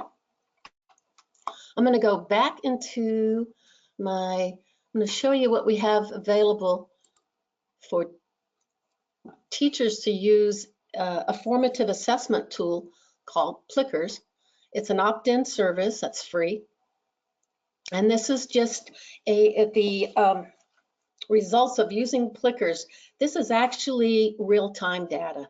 So a teacher did a lesson for the day, and we're all familiar with exit tickets. And so that's called a survey. And this Plickers product does allow now for sets. So you could do a short assessment cycle followed with an exit ticket. So that would be a survey. And in this case, it helps you look at the class performance running across that first line on the data grid. You can see there was 75% correct. It gives you feedback on, do I need to review this topic again? And that you can also locate the students, which is each row going across. You can see how they did as well. But you have your p-values for your items here. With Q1, you can see I can look at that question again. I can look at my options or my foils and see, what the misconceptions were. In this case, D, a quarter of the students selected D. So that's why when writing those items, you make sure that you've also in those options that you've have misconceptions, because then you can look and see a starting point for remediation if it's needed. I'm going to, as this is also moves through time, so I can go back to another test or just a ticket. Get a kind of maybe a review of if I was just looking at my exit tickets that I've been doing pretty good. The students are feeling comfortable with understanding certain key topics. I'm going to now, there are resources that we're trying to build out so that we do provide, because we did a data survey several years ago, and people, and I think Gina's mentioned this too, were data rich, but analysis poor. So a lot of people say, well, great, yes, you give me all this data and I can see, okay, my students really need help with proportional reasoning. Well, what can I do? Where's my content or my curriculum assets? Where's a and there's something I can assign when I do my flexible grouping that I can assign to different students. How can I personalize my instruction? So we'll be building this out in the resources. We do have the Open Ed site, the IOER, and that's on our plan. I do want to show you, I'm going to go back to this home page.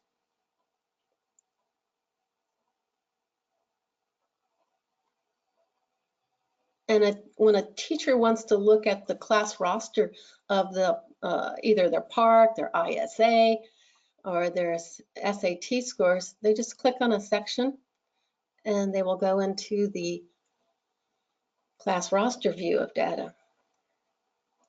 We currently right now also have an opt-in service for NWEA's measurement of academic progress, the MAP benchmark. And we are also very close to having Renaissance Star available. So that's the early literacy, the reading and the math, also the Spanish versions as well.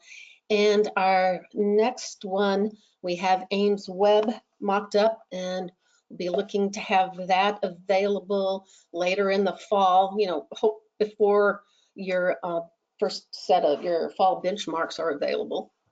And then we have iReady that we're looking into as well. If this is the class roster that I'm looking at the new overview page. So I have the list of my students in this section. I can move around to different sections. I have grade, because if I'm teaching secondary world history, I may have multiple grades. I'm looking at some of our demographic information, so I can sort this. and I'm looking at the data I have available on these students, which are the PARCC scores. The green cells are the ones that the student hit those performance levels 4 or 5. And if I can also just want to focus in on one test, I can just pick from the list. In this case, it's only one. But I can either go on to the PARCC details by hitting the tab, or again, we have something underlined over here, so I can get to it by just clicking there. But what I want to look at is, if you notice, the student names are underlined. That means I can drill through to the student profile. Here I have information about individual, and that Gina had mentioned that that's one type of student assistance is a data team. Well, here you have access to view it as a digital CUM file. And a lot of times when a student transfers in, it takes a little bit for you to get all this information. So you can see the different types of details. And notice that I had also, on the class roster, I had sorted and had my IEP students up on top. And if I click on this underlined information, you see that like a little second level, we're working on getting some more third level details available. But you can see this student is only 1% in special ed, and inside the regular classroom 80% of the time. This also will give you if they're in the EL program, the English Learner Program, or if they are a CTE participant or concentrator, and then you're able to see the areas in CTE that they're taking courses in. Again, more information. In this case, it was just talking about the student growth percentile.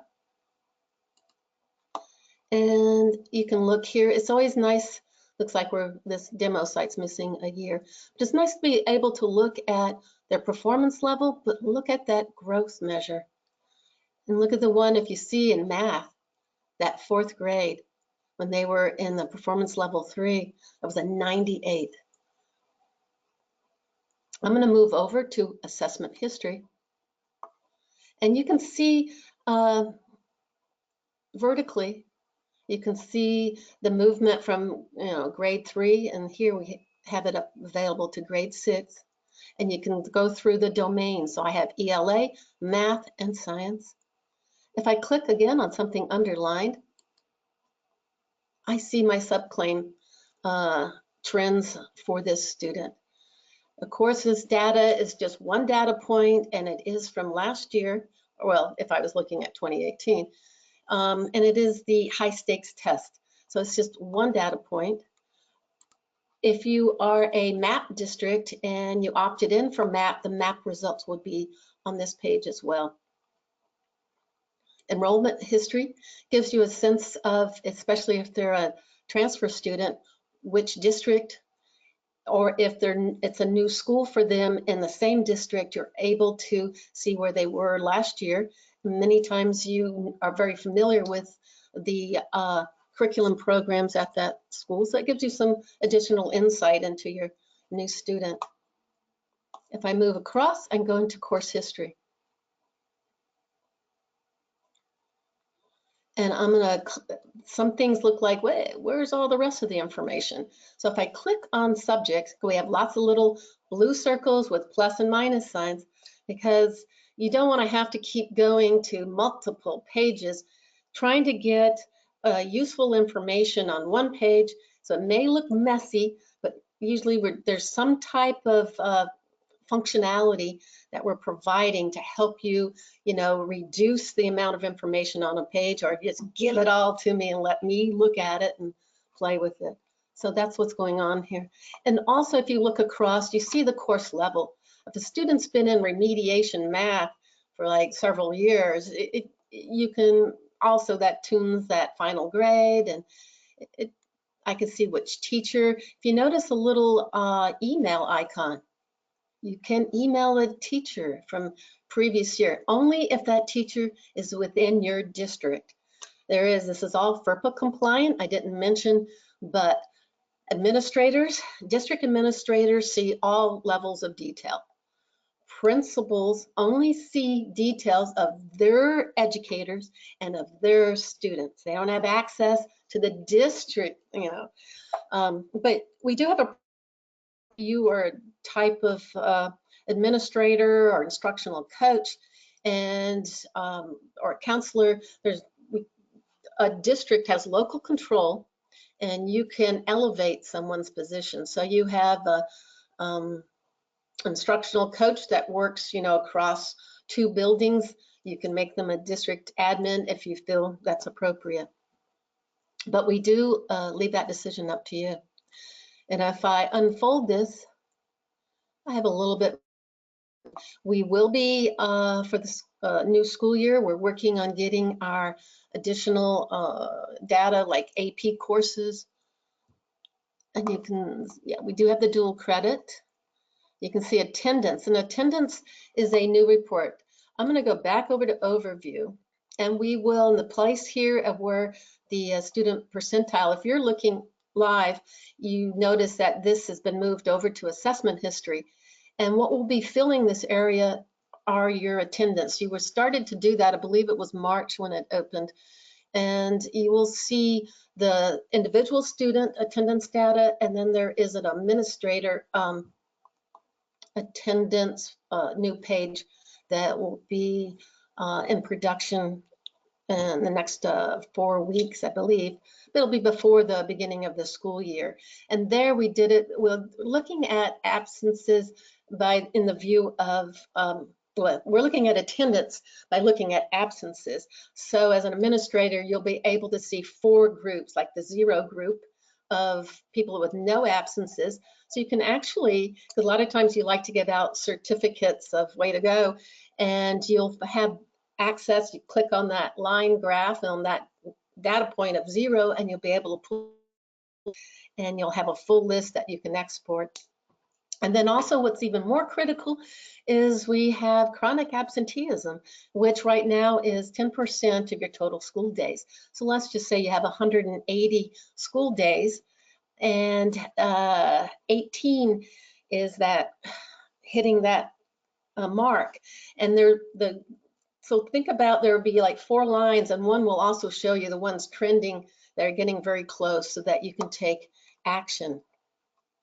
I'm going to go out of this and back to, you notice I opened another tab because I was in here as just looking at it with this teacher views, and I just wanted to show you the teacher views today without taking time out to log back in.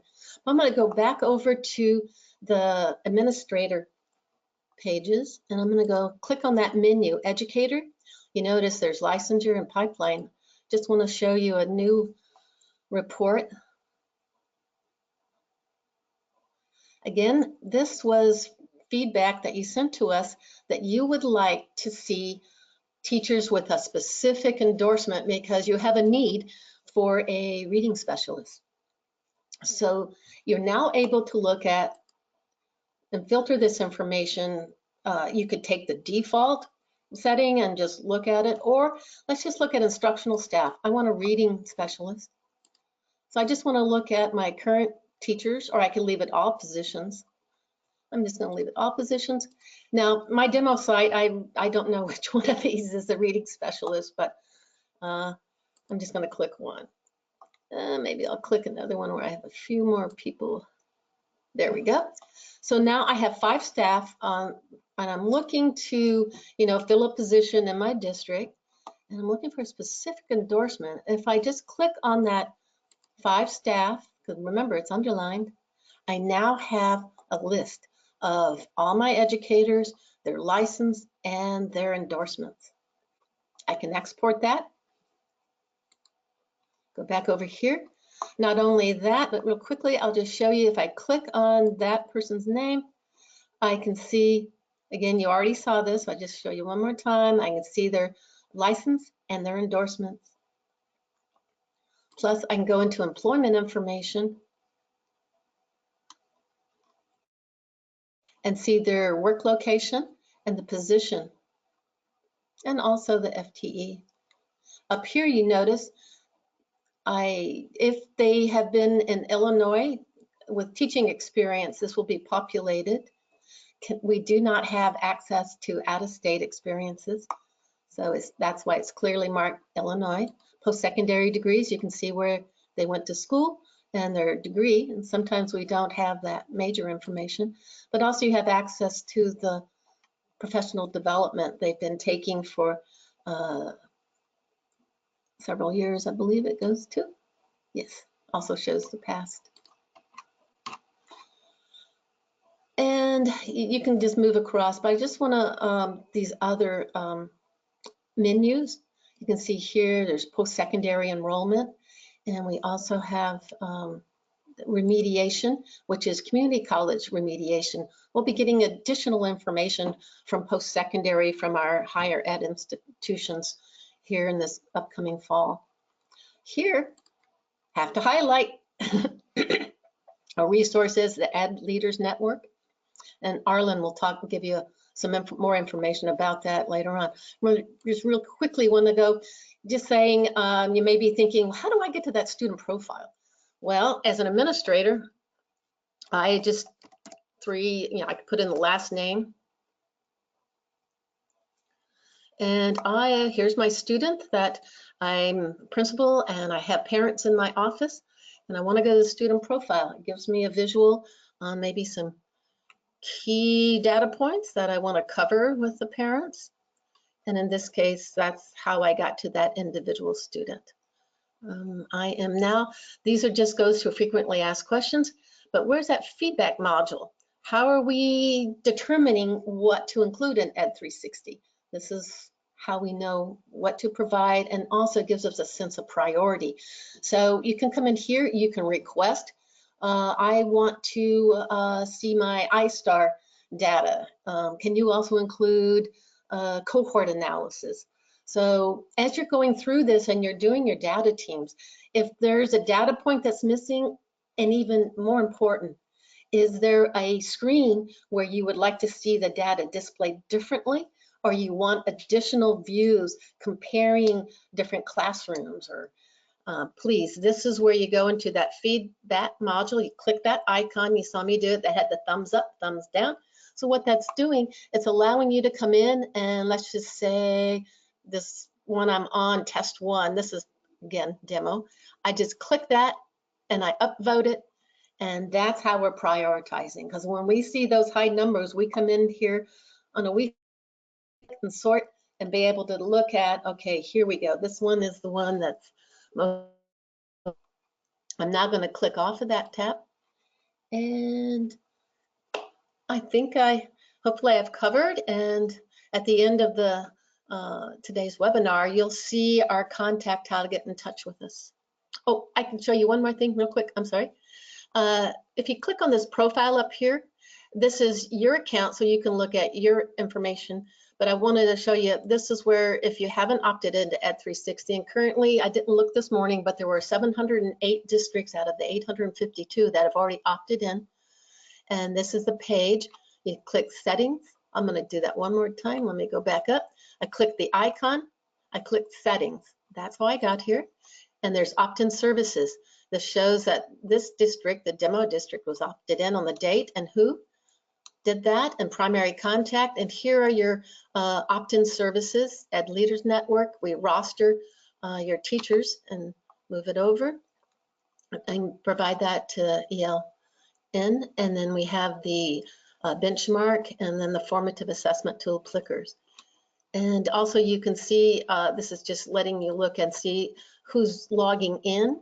If you made it like a priority, you want to increase teachers' use of technology, and also you made this a part of your data team strategy, is to use a tool like this, and you can see if those teams are logging in or not. And then you can also customize the color here. And if I go into my account, if you recall, I mentioned that there's a new attendance screen. What we try to do, we give you the option so you can see your information. It's called Insider Preview. And this is our way of doing user acceptance testing, so that we can give you a preview before we push it to production. And you can come in here and and decide, yes, I want to enable this feature and provide input to us. And we do appreciate that. And Gina, I think I'm going to turn it back to you. Thanks, Harlan. Yeah. Real quick, Deb, before you go away here, we've got some questions that came in about Ed 360 if you want to take an opportunity to answer.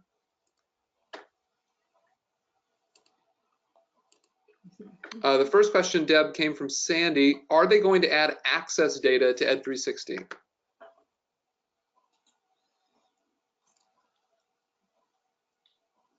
Deb, are you there?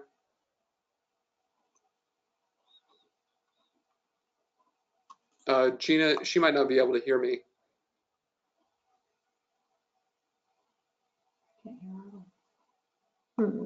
Give us a few moments to switch our screens here.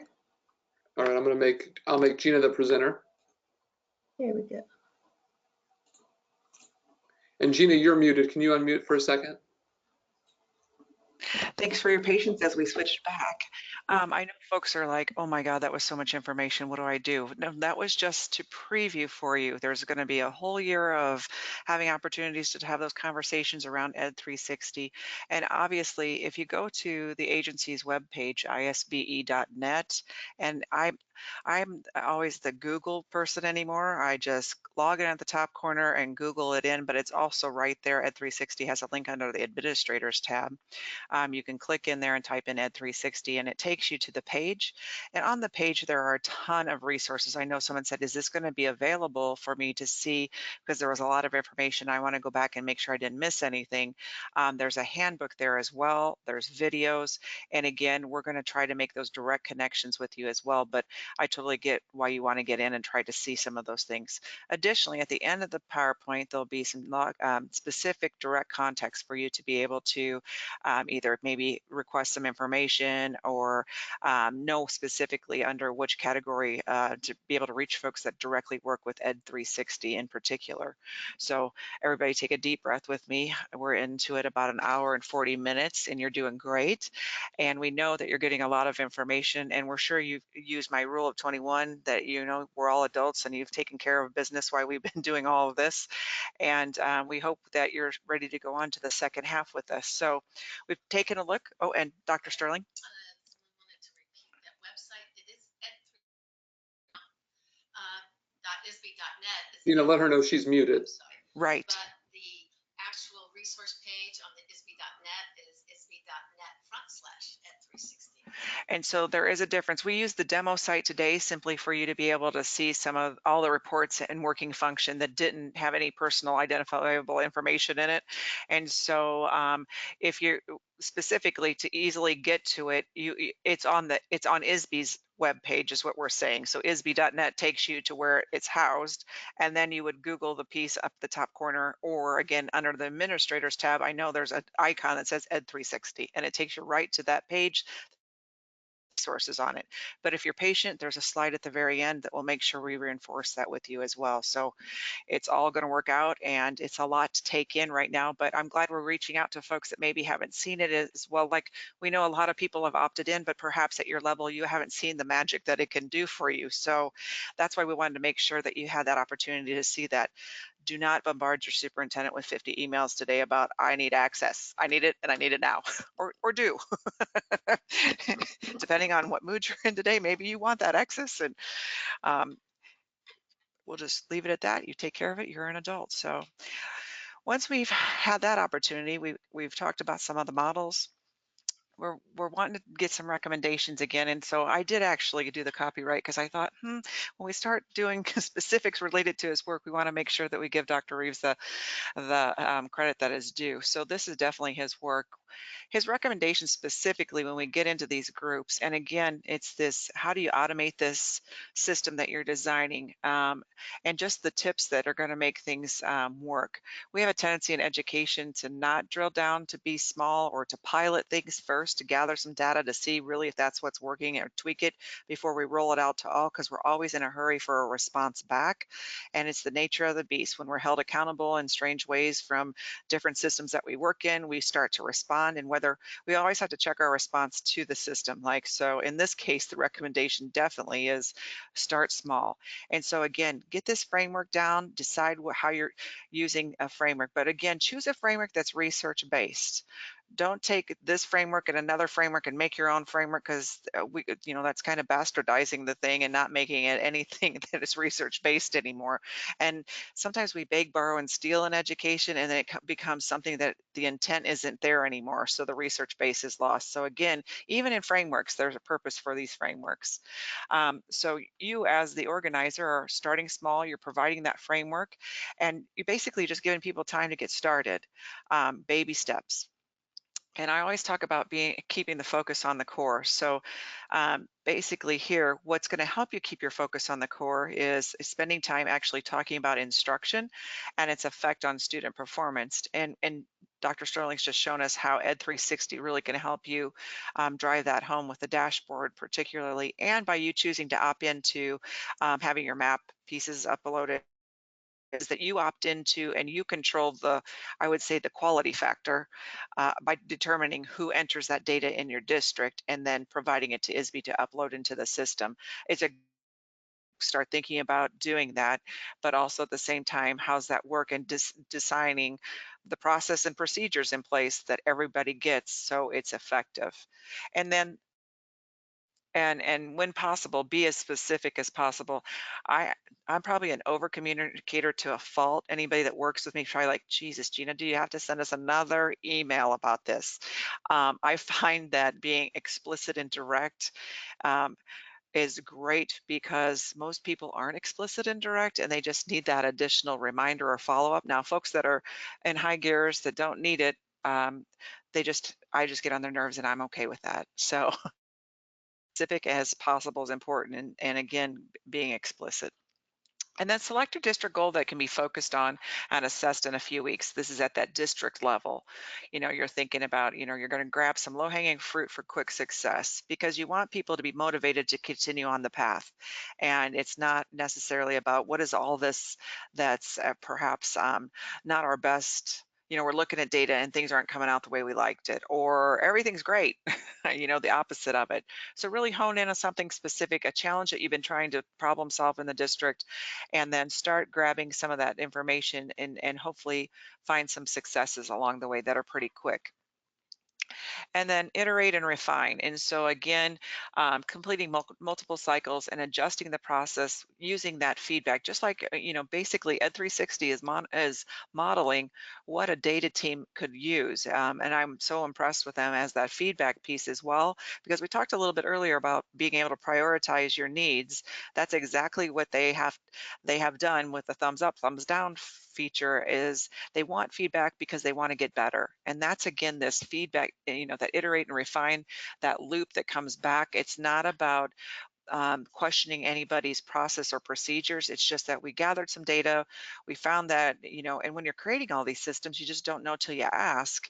We asked so many questions about blank, and it's repeated over and over. So let's take that out, because people they don't have time for multiple, revisions and reassessments and providing us more information, because maybe we just need to tweak our processes or procedures.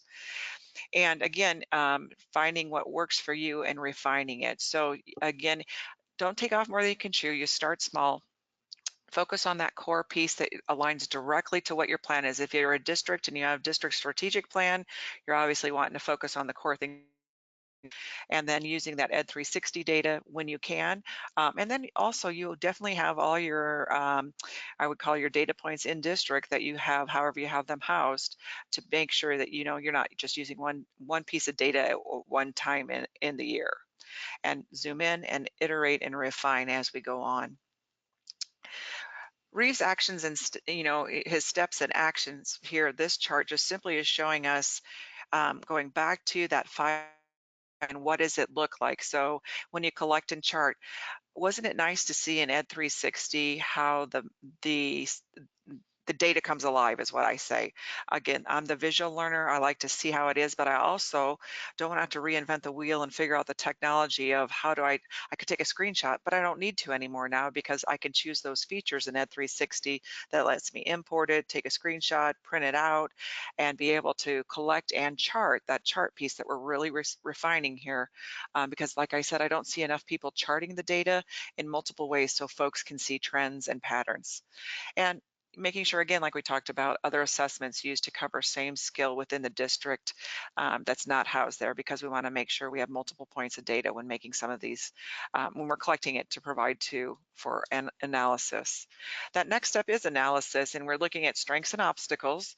And I had the best boss in the world one day tell me, we're boiling the ocean. And I was like, huh? I'm so exhausted. She's like, right, we're boiling the ocean. She's like, what is it that we can control ourselves? And I know at this time of year, you've been boiling the ocean on something that you're trying to refine, and it's just exhausting actually in May by the time you get here. But we're really wanting to look at those focus on those factors of influence that we have. I know if you're a principal or an administrator in the district or a superintendent that's trying to get folks to row in the right direction, sometimes we get out of our lane, so to speak. We want to try to have a session about rewriting and redoing specific targets in the district, but it always goes back to something that we can't control. And this is always about keep your focus on factors that you can influence, because you have bigger impact in the long run. And again, it goes back to time. You can only control what you can control. Let's control the things that have impact. And then the second part of that is basically focusing on strategies, interventions, and just at the district or school level, depending on what skill or what area that you're working on within your plan. And then that concept skill acquisition at the school level or student level, because we're wanting to make sure we do drill down all the way through the system. So depending on where you're at, what team you're on, that analysis will look a little different. Also, we want to establish goals, obviously. And if we, I think the SMART goals is the way to go. And it's just easier in the long run when you're collecting data. It's not so muddied. If you have a great goal, it's so easy to collect data on. If you find when you're writing your goals, you can't figure out how to analyze it, you need to refine the goal, or perhaps the goal's not the best measure, because if it's, you should always figure a way out to, grab that information and be able to assess it. And then when we look at it again, even within those goals, stay small, stay focused. I've seen a lot of goals written, and I'm a high school English teacher by trade and a building principal and a superintendent, and I go back and I look at things and I'm like, oh my goodness, there's so many things in there to measure that the goal it gets watered down because we're not sure where it started. And it's normally when you have a team that has to have their say so in that SMART goal, and you're just appeasing people when you're writing the goal, wordsmithing, I call it. Everybody's got, and then it loses its effect. Stay small and stay focused. And then specifically, when we get into this, select instructional strategies that one are research-based and directly aligned to those goals. I think this is the biggest struggle in the instructional core when we start looking at data. We have folks, I do random acts of instructional strategies. It's not teachers' faults. We have a lot of strategies out there. We have a lot of interventions out there, which two different things, but let's talk through some of those real quick. When we select those, one, we want them to be research-based, but we also want them to align to what the data is telling us. And sometimes there is always a mismatch, I find, especially in Tier 2 and Tier 3 instruction. When we look at what is going on in instruction, the strategies and interventions are at a mismatch to what is the need. So that's a big one. If you have a pen in your hand and you want to star that section, I think that's the biggest thing when we go forward. Sometimes we're real good at getting some of these pieces in place, but that one, no matter how good the system is, and again, I'm not blaming teachers at all. Perhaps it's how we train teachers in the system. We don't really train them on great systems, actually, for one thing, to understand how does the data drive what we're doing. We're getting a little better at, but then how do we connect to provide interventions and specific strategies to support what's going on in instruction. And then that last piece here is determine result indicators. you know, it's that implementation. Are we actually implementing the strategy, and is it working? We might be implementing, but maybe it's not with fidelity, or maybe 2 classes out of 6 are doing it. How are we determining what's working? And I know that this is just something like you brainstorm and talk through. You write through, when we see this in the classroom, what's it look like? And you jot it down in this data team, and you just keep working through and refining, this is what excellent looks like in the classroom. This is how we know it's taking place. When it's not working, how do we know it's not working and it's not being, basically it's not being institutionalized? And basically, how do you know that it's not working? And in most instances, I think folks have really gotten on board with doing walkthroughs, and walkthroughs could be administratively led, or they could be team led with fellow peers or colleagues. But once we put all these things in place, how are we making sure and monitoring that everything's, these results that we want are in being included? We've got a quick little video clip, and I know Arlen's going to be able to load that up for us. And I think it's always good. Again, I'm the visual learner of the group, so I'd like to see what it looks like in action. So here's just a quick sample of what it looks like when you see a sample of a data team in action. And I'm going to mute myself right now, and we'll take questions at the end.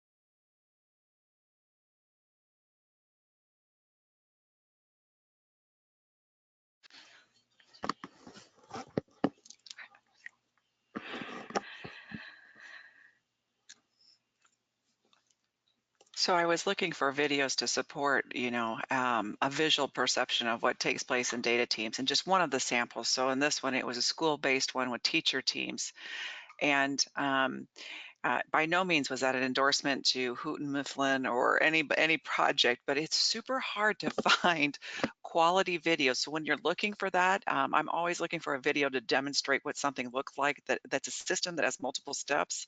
I want to make sure. I want to make sure that that we make sure that you have an opportunity to see it in action, so to speak. So um, the big thing that they talked about too is, what are the outcomes that they've seen in that data team process. So we're going to cover these, to think about here. Obviously, the important things that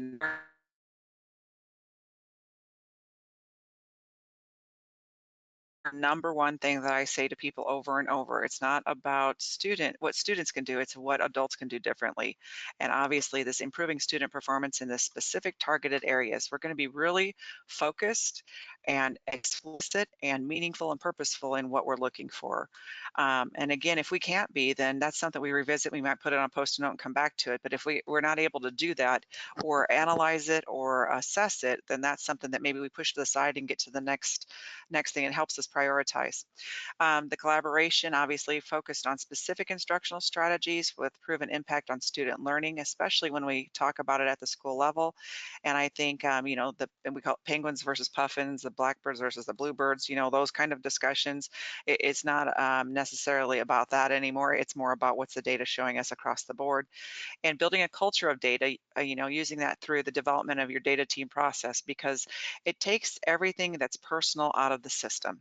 If it's not personal anymore, it is about what's the evidence showing us, and having conversations around, so we have the evidence, what does that mean? How do we get better? And again, it's not punitive and it's not used for evaluative purposes, because if you start doing that in a system, you may as well just, not bother, because it defeats the purpose of why you're trying to create a reflective practice. And when things turn punitive, it's not, and evaluative is not necessarily a good thing for teachers, and it's definitely not a good thing for students. And again, I can't stress that time, the ability to build that capacity to work collaboratively. It just changes the whole culture of your building. And again, obviously, it supports continuous improvement. And and no matter where you're at on this continuum of where you're at in data teams, from again, when we asked earlier, from not knowing much at all to being super fluent, those that get better always are in that continuous improvement cycle. And while it's maddening and tiring, it's what's best for improvement. So again, we're excited to help you move through this work. And again, the outcomes are greater than not doing anything at all. So we're back to our pause and ponder. And it's probably my favorite part of the thing so far, because I love hearing from you, because you've heard from us.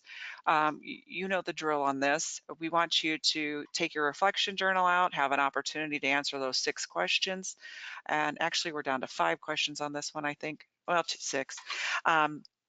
And if you would, from what we've covered in the second half, let's take a few minutes to open up that question opportunity. And what ideas have stuck with you so far in this next half? What aspects do you disagree with? What do you want to ponder further? How does this perspective differ from your previous knowledge? And are you starting to think of what your data team's elevator speech might be, and why? Why this? Why now? Anybody feel ready to share some things? Because I've talked plenty. So Gina, while we wait, Lori had a question. Can you give an example of this mismatch at tiers 2 and 3, data with intervention?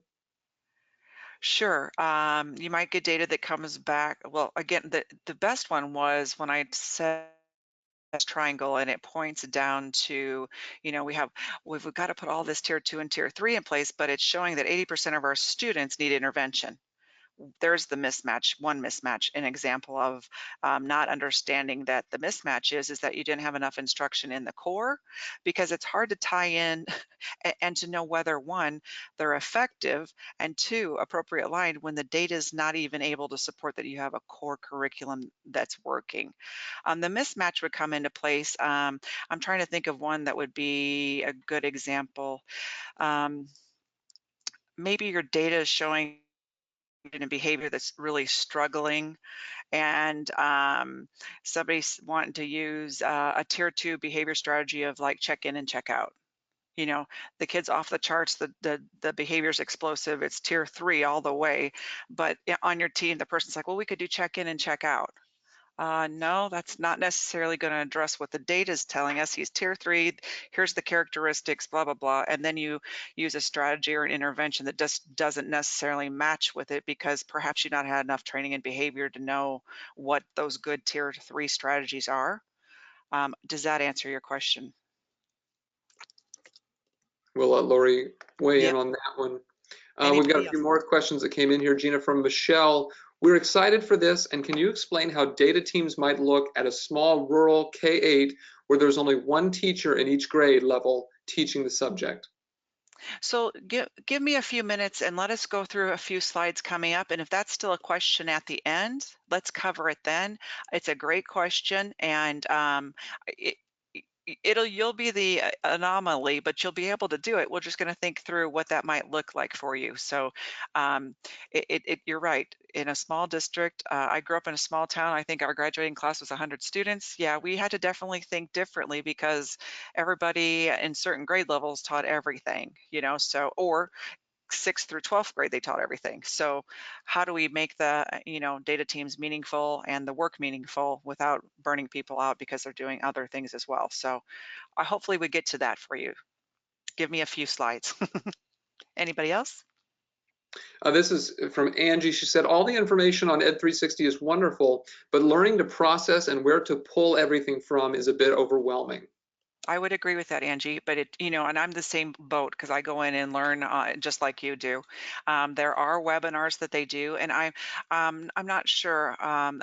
Sometimes they have specific training in areas out in the field. I know for Ed 360, they go out all the time and provide supports. I don't know if it's site-based, if they come out to the site, but they do come out. They have folks that do come out and do Ed 360 training. So when we get to the very end, if you've got some Ed 360 specific questions, we're going to take those as well for you. But yes, there's support for that. And you're right, it does a whole lot. But again, at least you're not having to do it. In my mind, I'm thinking, oh my God, I'd have to do a pivot table that in Excel, and I'd have to get out YouTube and watch the video again on how to do pivot tables. I mean, if you don't use it every day, you forget these kinds of things. So that's a great question. Thank you. And last question here from Cindy. Aspects we want to ponder further is teacher fidelity to the reading or math programs. How do schools assess the fidelity of implementation? I'm sure they do building walkthroughs for sure, based off of a rubric that they designed to say, here's the key elements of implementation in our reading series. Are we seeing those? We calibrate our team that does walkthroughs, obviously. And when we do those walkthroughs, are we seeing those key elements? If we're not, then that's a critical conversation from the data that we've taken to have those opportunities to say, after those visits, after you explain to teachers, hey, we're going to do walkthroughs to make sure we're checking fidelity, and it's not a hi, got you, it's a coaching session then after you collect the data to say, have you thought about this? We saw a lot of this was really good, but there's still a couple components that we're working on. And then you probably do a training, depending on how many people aren't doing it, you look for a pattern. Is all of 3rd grade not teaching blank, blank, and blank of the series? Well, there might be a reason why. Maybe they got together and said, this isn't covered till 4th grade, and whatever, but using that data to drive how you deal with those instances. And again, not making that, that implementation data punitive. Again, I can't stress this enough. It's a coaching opportunity because nobody wants to do it wrong. It's that we're trying to change behavior in these series. We have a lot going on with teachers, let's just face it. And we have multiple things for administrators as well. I'm not denying that, but there's such an opportunity to build folks where they're at and have them grow professionally from a different mindset than by some of the actions that I've seen, making it more evaluative and punitive. So put on your coaching hat and coach folks through some of the data that you see, but definitely walkthroughs that have been validated and calibrated amongst your staff. And then what's that data showing you to take a look at? Is that curriculum being, and also student work will show you that as well. So again, you're going to look at student work in these data teams when you get more proficient at running the team itself. Anybody else, Arlen? That's it. Lori just says, yes, thank you. You answered her question. Okay, great. Thanks, Lori. So we'll go on, and we are moving through the slides. The slides become pretty quick towards the end here because they're very they're here for you to be able to refer back to, because you won't get it in the first shot. You're going to be like, okay, what were those characteristics? We're not going to move them to, so when we go through some of this. But the one thing I really want us to think about when we're building these teams, and it's not necessarily what you're assigned to per se, it's what you bring to the table. So when I take a look at this quick little Margaret Wheatley quote, think about it for a minute, and then we'll have a conversation about that.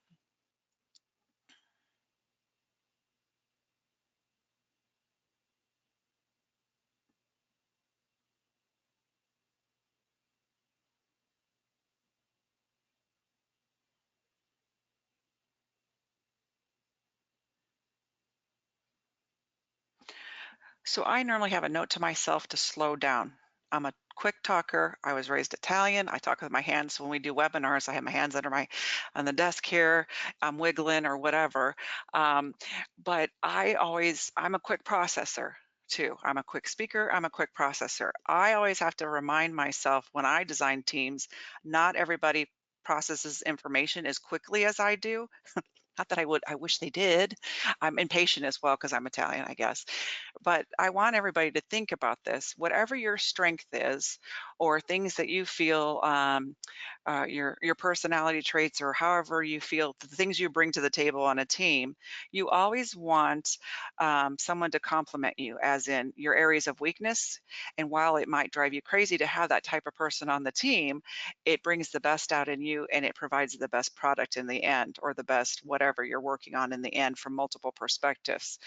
What you have to create is a better toolbox of how to deal and coach through some of those challenging behaviors that you feel are challenging because it's different than how you are. So remember, it's just thinking through. And I love the color thing here. Reminds me of, I don't know if you've all done the psychological testing, what color you are, and I always tell people that are orange, don't ever go work at the state. You're very art background, you're very, big picture, da da da da. And when you work at a state agency, it's not necessarily always the big picture. And there are certain things that are just compliance driven and things you just have to do that way. And those people were always like, but why do we have to do that? And it's like, well, it's federal law. I can't fix that. So just thinking though, you need those kinds of people on these teams. Sometimes that's painful, but it is necessary because they keep you in line, and they're probably the best timekeeper. Well, no, the compliance people are your best timekeepers, but these folks will give you the big perspective. And if you're the orange type of person, and sometimes it's fun to do the personality pieces when you're designing some of your data teams when you come to do it. But let's talk about specifically now when we get into what those roles of data team members. And in this instance, this is just, again, one example. You will find multiple um, ways to define your roles and responsibilities, but this one I kind of like because obviously if it's not written down, it doesn't exist. That recorder is critical. They're taking minutes. There's follow-up after team meetings to leaders, colleagues, and administrators, and however you decide to, that communication is going to flow, because believe it or not, all those things are things you write down and decide, and it's part of your action plan. The focus monitor, they just remind members they're the task master. Let's just face it, they just are the one that's very tasky, task driven, and they remind members of task and purpose, because you've all been on those bird walks that you're in something and you're like, oh my God, we just wasted 1 hour talking about something that has nothing to do with what we needed to get done. This focus monitor is the task master. And they're like, and it's not mean, because you've agreed to all of this. You know what the roles and responsibilities are on that team. You've trained over and over and over to say, don't be offended when the focus monitor says we're a little bit off task, or we're a lot off task. Let's just get down to it. And they refocus dialogue on processes and agenda items. Again, they're redirecting. And the timekeeper is critical. Nothing makes data teams or any team not work well when people show up late. And I worked for a boss one time that no matter where we went, he was late. It didn't matter, he was pretty high up in ranks, but it didn't matter what meeting we went to. It could have been peers high up in ranks. he would show up a half hour late. I just had to find a new strategy. I drove myself to meetings because I couldn't take it. And it shows people that their time's not important. That's the first thing that burns people up when you have a half hour to get something done or 45 minutes and people stroll in. So you got to find a way to really say to folks, we don't expect, you want kids to be on time to your class. We want you to be on time to this as well because it's very important. And again, it's pretty self-explanatory. And then we have those engaged participants. So they're the ones making they're kind of the coach in a sense. They're coaching for, they're listening to what's being said and they're asking probing questions, or they're trying to get out of something that maybe it's not quite where it needs to be, but they feel like they just could go a little bit farther, and they totally are committed to the process. So when you look at that, that's just an example of what your roles, and you want to make sure you're in your action plan. You write, we're going to define the roles of the data team members, and we're going to get to that. That you've kind of seen the blank of the action plan, but you're going to obviously want to start thinking through what your titles might be called, what they might do, and your. We're just trying to provide you an example to model off of. And the data technician. Now, this might drive people crazy, but it depends on the system you're in. Elementary, middle school, high school, if it's a district team. Their thing is that their data must be submitted to the data collector, the person leading the group, the team lead, by the identified date. These folks don't necessarily have to serve on the team. They can be part of the team, but they support. So they don't need to come sit through the data team meeting per se. If it's a person you found that's great with Excel or whatever you feel are the qualities of a data technician, and they just simply pull stuff for you and put it into a format that you can at least review, analyze, and can see the data. It should be, like it says, a simple form should be created and used, and maybe electronic. In most cases, it's always electronic. It just depends on the system that you're using. If it's not, that's okay. If you've got a wall that things move around on, whatever works, depending on your size. And the graph should be distributed to all members of the team as well as administrators. So this all comes before that meeting takes place. And the reason the administrators may not serve on the data team, but they do need to know the data that's being discussed. And at times you might invite them in to say, hey, we've gotten to this point, we want to loop you in. We're finding some things that are troubling or some things we want to celebrate. They need to be in on that as well. So that data technician doesn't have to sit through all these meetings, because quite frankly, sometimes it's your IT guy that does it. And boy, that's just not a good use of his time. And he'll probably tell you that, to tell you the truth. When we look at the leader that's going to lead the crew of people and their roles and responsibilities, you really want to think about who is it that could lead these teams. And you would think that it would be pretty cut and dry. And it is when you start looking at what the characteristics are instead of that mandatory volunteerism that happens in districts.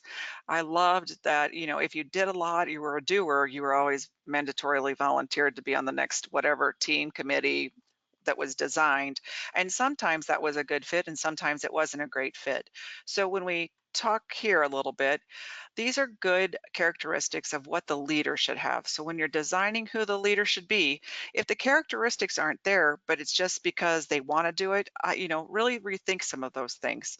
Like I said, mandatory volunteerism should have been outlawed years ago, but I know how it is in some buildings and you got to do what you got to do.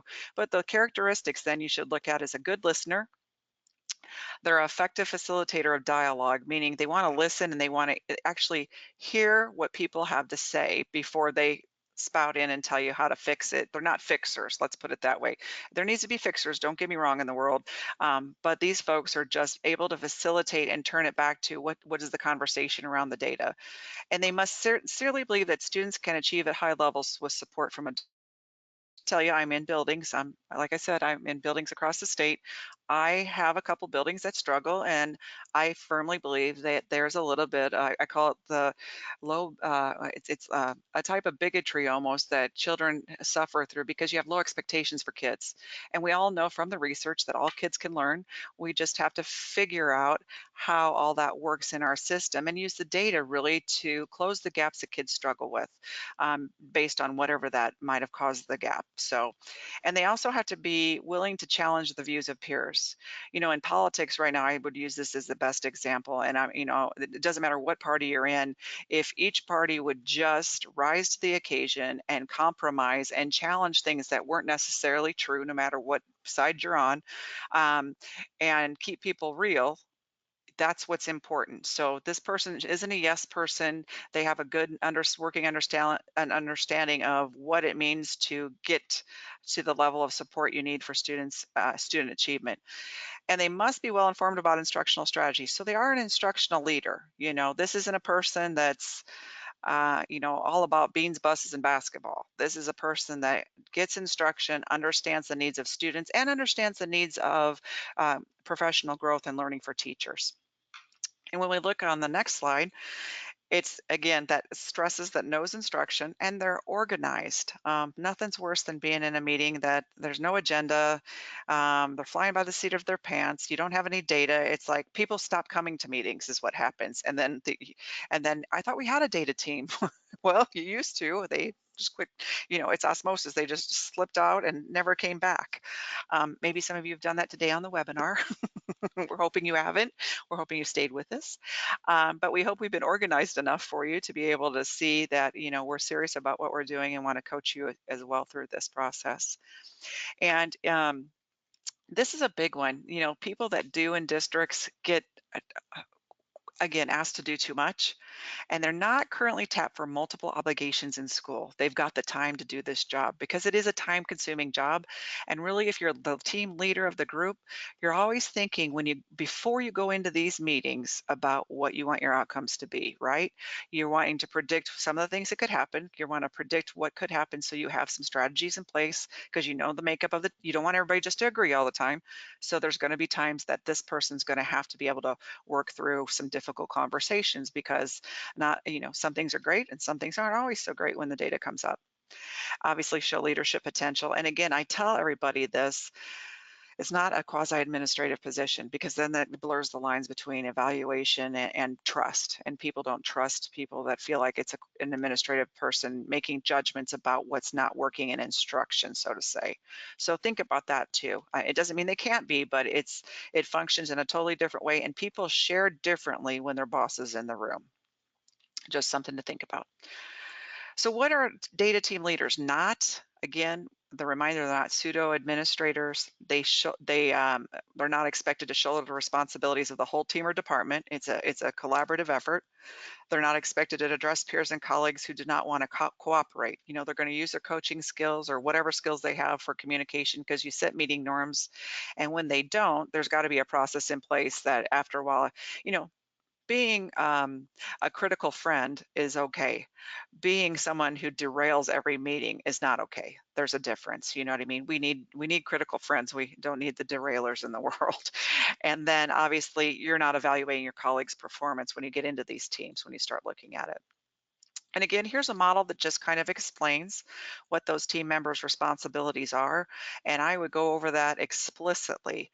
And again, how important it is. I find in a lot of schools that are successful, people know what their job is. They know what they do when they go on these committees. They're in, they're out, it's effective. In schools that struggle, there's no ownership and no one owns what's taking place on these teams. And or at the next level, there's just a lot of yeah, lack of ownership in the whole process. So again, you guys can read what this says, obviously, but about the role, and you move through this cycle. And it's the little things though, but coming prepared, be punctual, engage in the process. It's things we expect of our kids, so why wouldn't we expect it of the adults in our building? And it's hard to be honest, but it's not hard to be honest if it's the data talking. And you'll start training folks in the soft skills of having those good collegial conversations that are respectful and constructive. And that goes back to some of your norms. And it probably is a little bit of training that you might want to front load in on teams that start looking at this. So let's chat a little bit about this. On the question feature so far. How about what are some of the current steps in your district that you guys have used to take a look at your data in the district, and how might, after seeing some of this stuff, what are some of the things you might want to implement or reflect upon at the grade level after seeing the video, after hearing a few things? Is there anything that you think instantly this is something we need to hang our hats on or do, or something that you still want to know a little bit more about? Go ahead and use the question box for us.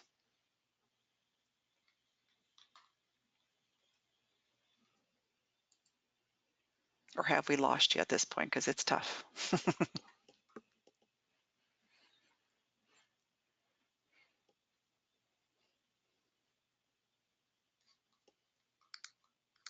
All right, here we come from Diane. We have identified leads for specific data based upon, for specific data based upon roles in the district. For example, curriculum directors are the leads on SAT proficiency. And so, Arlen, what was the first part of that question? It kind of cut out on me. We have identified leads for specific data based upon roles in the district. Okay, good. And I always say too, do any of those positions like district curriculum person, do they evaluate anybody? And normally in most instances, they don't evaluate anybody perhaps on the data team, you know, so that's a safe, they're not quasi-administrative. They may be an administrator, but they're not doing it as an evaluative role. Anybody else, Arlen? Yeah, Joyce's reflection is that they need to assign roles and expectations a little bit better. Yeah, right. It's kind of loose, you know. I mean, until you rethink it, that's why you're here today. Just get away from it all and rethink, like, what are some of the things we might need to tighten up? That's great. Lisa says we have teams established. We might want to better define each team member's role. Right. We always get the teams, you know, going. It's that we forget the successful implementation and planning part. Planning's, you know, 50% of what we should have done, but we had to get it going because so and so's on our case, or we just know it's a good process to look at data, but we didn't know what we didn't know. So great. Anybody else? Angie says our administrative team needs to watch this webinar as it is archived and really start discussing the district level team so we can start working it down. Yeah, that's true. That's a great thing that's come out of this, that's for sure. And do you know, I had the hardest time finding a video of an effective district level team. They're out there. I just can't find one that had what I needed. So if anybody happens to get this rolling and going, you shoot me an email and I would love to video it so we can find it and share as well, because you're absolutely right. The district level gets a little different. And it depends on if they have a strategic plan in place. And don't laugh. I know you're all laughing out there like, we don't have a strategic plan. Some do, some don't. You might have some other kind of plan that you've had in place. You call it something different. That's kind of what you'd want to work off of and try to see how you can support that. So great. Anybody else, Arlen? No, that's all the reflections we've got. Great. So these things again are pretty simple. It is nothing crazy and out of the norm, but again, frequency and length of data team meetings, it varies, you know, depending on what the team's looking at and the level of data that's needed. Obviously, from the top down, normally the top meets once a month, and the classrooms are meeting, you know, at least weekly. The shortest to the longest, you know, 45 is what they recommend, you know, and this is the research model, you know what I'm saying? So the gold star model is the shortest would be 45 minutes to the longest of 120, and that's where the research parameters have fallen. And again, it's that great, you should realize it's the greatest shift to a data culture is scheduled meetings once a week. So once you can get to that point, I would bet in high performing, I can tell you in Lincolnshire High School up in Chicago, I would bet every week those folks are meeting and doing, and that data is just a natural part of their system because it's been institutionalized for so long. And I know it sounds hard to do, but believe it or not, once you put some of these systems in place, other things start to go by the wayside that you spend a lot of time on. So time comes naturally in other areas. And so it's worth it to, you know, kind of suffer for a little while to find ways to do some of the time and making sure it works for you. And I'm curious, how do you currently use the time that is available, and how can you use this time more effectively? In the district that I worked in several years back, building principals always took students in the first 45 minutes of the day, like once or twice a week. And we worked on character education, we worked on SEL, whatever our building's data showed that we needed to work with whole groups of students to prove the climate and culture of the building. That gave teachers those blocks of times. We did that with obviously the building principal and support staff helped us because we had to ring kids in, and we did it in the gym or whatever area we had to be able to work with kiddos. How do you guys do that? How do you currently use your time that's available? Because time, again, is the number one thing we don't have a lot of. Or so we think we don't until we start looking.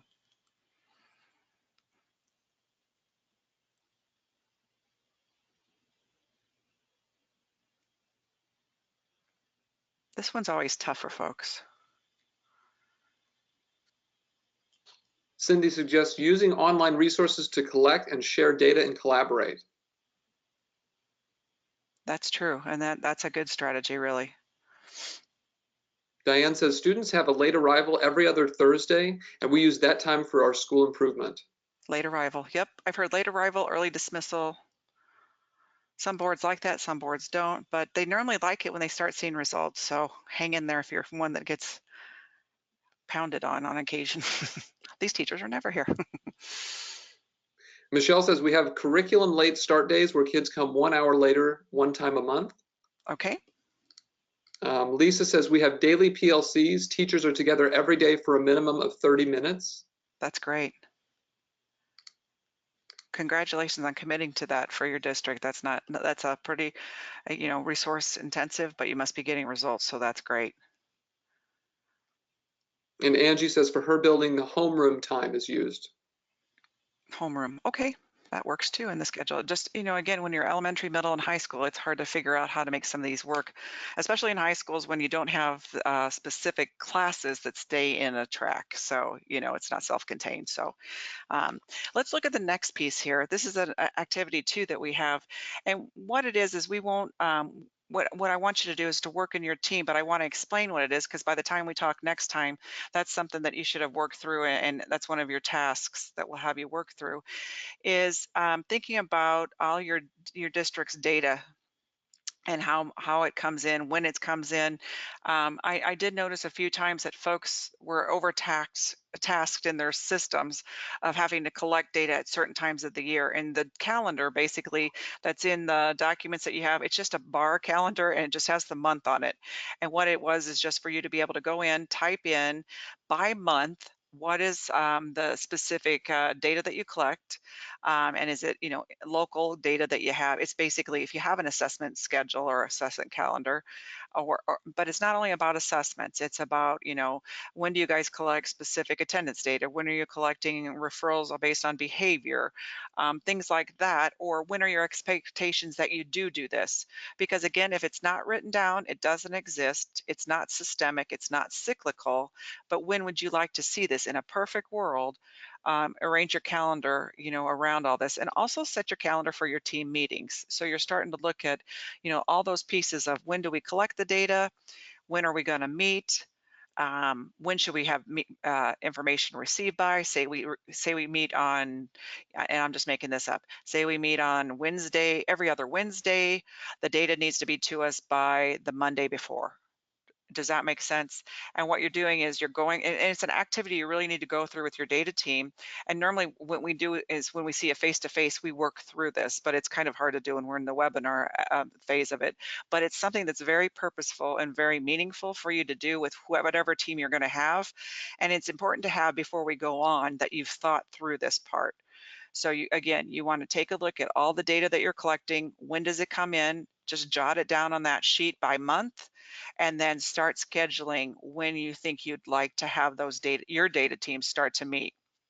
And if it's, if it's teacher and they're meeting, just fill in when they meet. If it's weekly, you would write weekly. If it's a district, and label the teams that are meeting. Say you've got multiple teams working, be real clear on the calendar so people are clear on who's doing what. Again, it's about being explicit and really charting it out.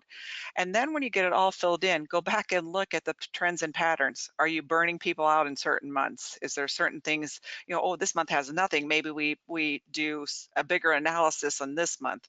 But again, it's even using that calendar's data to know what the patterns and distribution should look like so we can have some balance and we can have people plan ahead.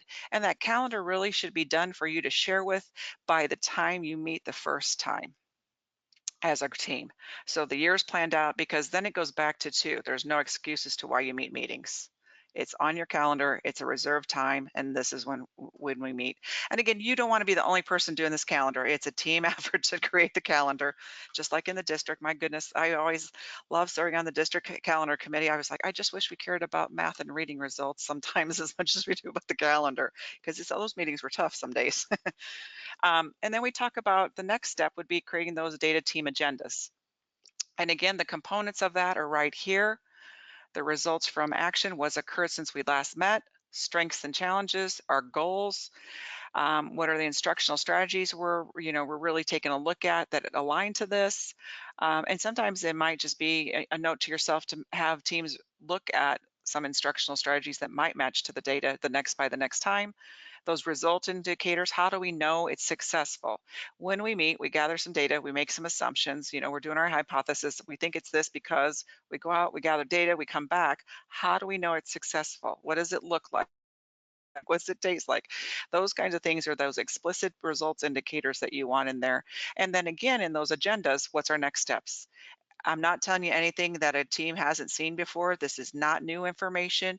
It's just for you to go back and make sure those steps are there and to retrain on it, because again, if it's not written down, it does not exist. And if you don't practice it, it doesn't become your normal behavior and turn into how you want things to work in the district as a system. Again, the components, I think this is just a duplicate for us. Oh, data team minutes. Yep, it's very similar. The minutes align definitely to the agenda. That's why the slide looks so similar. And the only difference there at the very end is, you have comments or summary. Sometimes you send the minutes out and then they come back because people want to comment on what the minutes were. They want to clarify something, or they want to go on the record about something. That's that section too that allows them to do that, because that's also accountability, that they've read the minutes and they know what you've agreed to, because that stops a lot of friction in some meetings too. It's like, I didn't know anything about this. Well, you sat through the whole meeting and we documented it, and now you're still wondering. So that's not any schools in Illinois. Those are other schools in other states that I've worked with. No, nobody in Illinois does those kinds of things. And then that communication system. Again, I'm the over communicator, but I can tell people sometimes, I don't think you can ever communicate enough in a system that has so many moving parts. In an education system, there's always something going on, and they'll say, what team is this?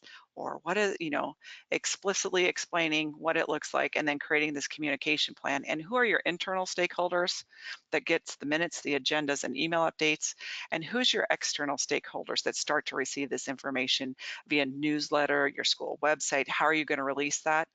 This will be a communication strategy. It'll be part of your action plan. And each of these slides that talk through it when you're designing and planning, each of these slides are probably going to be a goal. Create a communication system. Who's going to do it? What's it going to look like? Does it include all of these things? It's that it's that explicit and scripted, but it's that explicit and scripted for a reason, to make sure that you're successful when you do go to implement. So creating your team's roadmap and your action plan in your packet and actually on the download, you're able to download, there's again, a Word version and an Excel version that has an action plan in it. What you begin doing, and today I'm looking at time to make sure we get through everything. We're wanting you to take a look at that action plan, and you start to look at what is your, define who your team members are. You're going to talk about what your purpose is. You're going to go through and define your goals. And obviously you're going to move through those categories across those columns. Those are, again, just suggestions. If you have an action plan in district that you use that works, use it.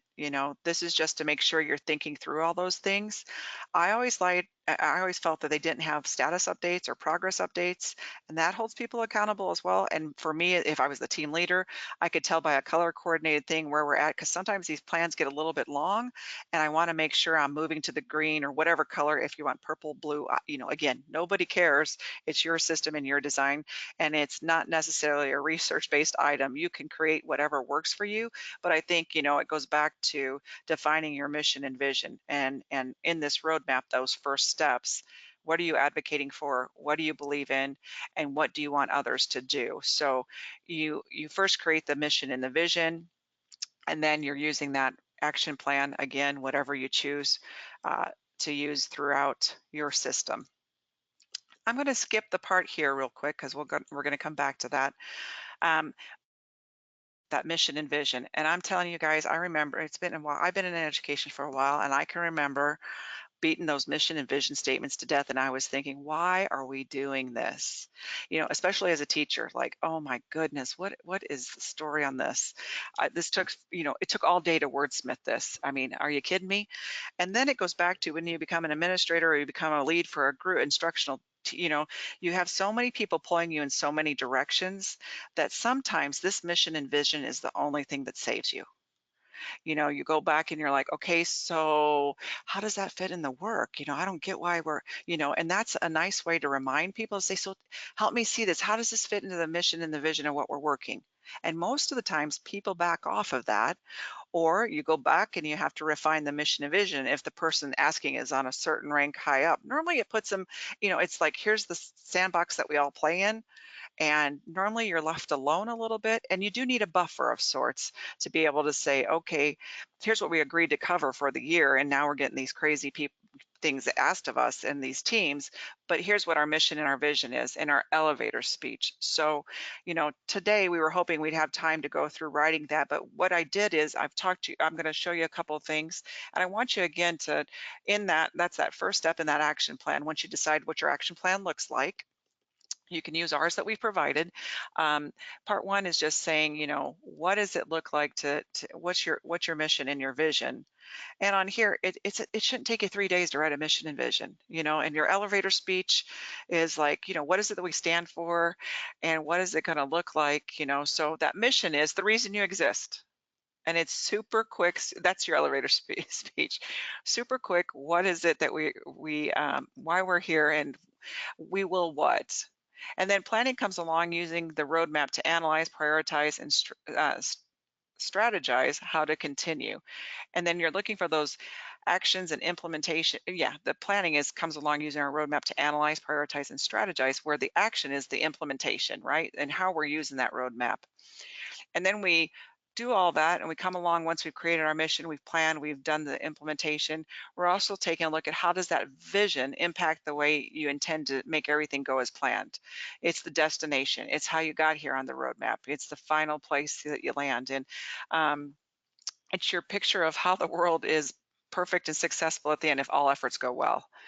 And so it's trying to figure out where you fall in this journey. And all I did on the next couple slides is, you guys probably have these somewhere, but maybe just revisiting what it looks like. And again, maybe it's a different vision on your data teams that you guys are doing specifically just for the data teams alone, or it falls directly under the school. And then sometimes what happens is if it falls under the school, you go back and revisit it with the whole group because you're like, we haven't looked at this for 15 years, or it doesn't really fit what we're doing. Now I get why we're doing some of these things. And the second slide also just shows you examples of what it could look like.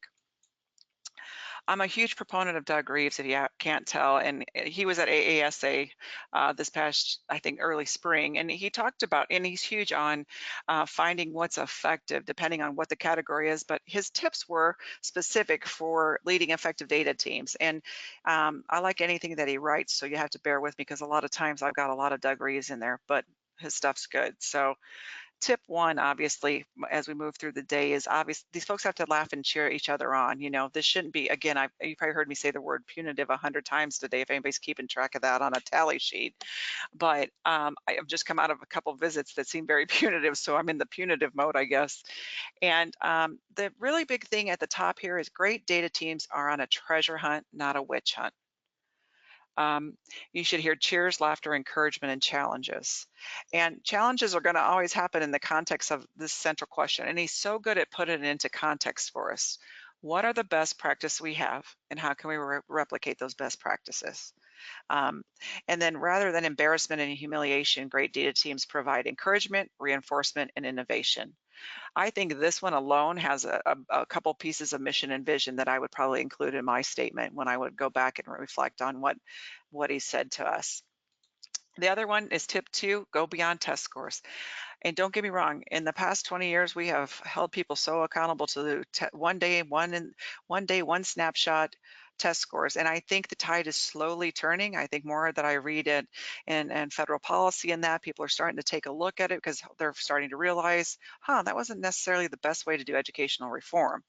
But people are super compliance driven, so not that test data is not important. I'm not saying that. It tells us what happens for our systems. It gives us opportunities to evaluate programs in a sense, depending on that one day, and how we collect that multiple perspective, multiple points to decide what's it going to look like. He just likes to remind us that it's definitely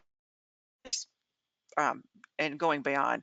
And his point here is too, he says, of course, test scores are important, but they're not sufficient as the basis for an effective data team. So when you're designing that, make sure that data calendar, you've looked at all the data that's in the district, behavioral data, attendance data, any support services data, anything that anybody could provide that you feel is part of what the purpose is.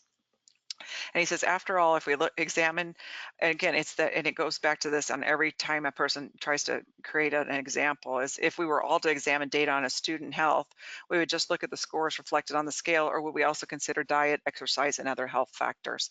And that's a nice, succinct way to say that to folks when you're asking them. And again, when you talk about student achievement data, test scores are not the only part of the story. And he always talks about being diligent and making sure folks, and especially leaders and teachers, when you measure student work, it says examples of adult measurement include the time we devote to academic subjects, the level of agreement among the faculty in scoring student work, the accuracy of student grades, and the interdisciplinary reinforcement of literacy provided by every single teacher in the school. When you start getting into the data, you're going to start having questions about, maybe we should have a standards-based report card now that you start you get better and better. Or, boy, we see a lot of grade inflation when we start analyzing GPAs at the high school, or, we have multiple valedictorians. It's a political thing. How do we get out of this? You're going to start having to think about, when the data starts telling you this, what are you going to do about it? And again, I think this is exactly just to prepare yourselves to think about, that's the way we want to be moving, though, to make it a better system and really looking at what the data is telling us. Boy, if we could get a bumper sticker on this one, data trumps opinion. And I love this, the guy that founded Netscape. And I don't know if you guys remember Netscape. Netscape was like right at the beginning when the internet came out, and it was the first browser you could use, I think. And the founder of Netscape said, if it's a matter of data, then everybody's facts are equal. But if it's a matter of opinion, then my opinion counts more than anybody's. And you've been on those committees. So how do we prevent that from happening? And again, I think that goes a lot back to the roles and responsibilities and how we work people through. And again, we're just continuing that thought again of how do we make sure that when we're looking at it, it's data and it's not, somebody's opinion. And here it says, when we look at the actual data and we find that schools that spend more time on writing have higher scores, not only in writing, but also in math, science, social studies, and reading, then the hypothesis has been defeated. This part here, simply, if you have a chance to go back and see, he's so good about defining, he's such a proponent of reading across the curriculum, for one thing, because from what the research has said over and over and over, curriculum that have a high amount of writing in them are always pulling scores up no matter what the content area is. It's just painful to get everybody to row in that right direction. And then he talks a little bit here about, I hope everybody knows about Tom Guskey from the University of Kentucky and his work, but it gives you another site to go in and talk a little bit through and see how these, you're going to start reaching these things once you get to looking at the data. You're going to have does the data support what you're seeing? And what happens when you start seeing you have 5 valedictorians? What are you doing about that? Or making sure that you understand that grading's, in this example, they're saying grading's not a punishment, and they lead you through the scenario to talk through with staff. This is a huge one I would like folks to go back and refocus on, because I want to be cognizant of our time. Focus on the next steps. We've talked about that earlier in the day. And obviously you're seeking solutions and using the data to improve professional practice. And then hopefully we've modeled this for you a little bit in the time that we've had.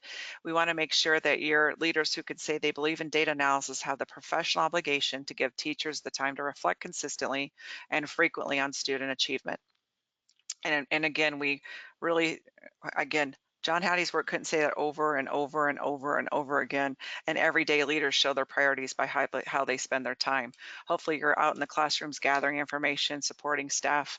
And this is specifically leadership as we wrap up about how can you have leaders that lead effective data teams. So keeping that in mind as well as leaders start to define some of these data teams too. So in summary, you guys, we made it. It is almost, I've got 2 hours and 50 minutes that we've been rolling, but I think we're a little bit closer to 2 hours and 55 minutes. So we've identified the characteristics, obviously, of those effective data teams for you. We've defined and started to document a little bit of those, the right drivers on your team. You haven't had as much time as I'd like, but normally we do this in a day and we have you here with us face to face, but we're just happy to be able to have this a great group of folks come together and be able to start having the time together to have the conversations you need to get those drivers on your team. And then we've discussed and applied the characteristics of each school and district. And the only thing we're working now for your assignment is to make sure that you're able to apply that now. Go back through these slides and start building your action plan. Start building, just follow the path of actually the slides, because it starts you through it. Make sure you've designed your team, you defined the roles, you've set up your agenda, you've set up your timelines, you've created your calendar. Those are all action steps in your plan that no matter how much time we gave you today, it wouldn't be done, but that's what you're trying to work on by the next time we're together and having those critical conversations around.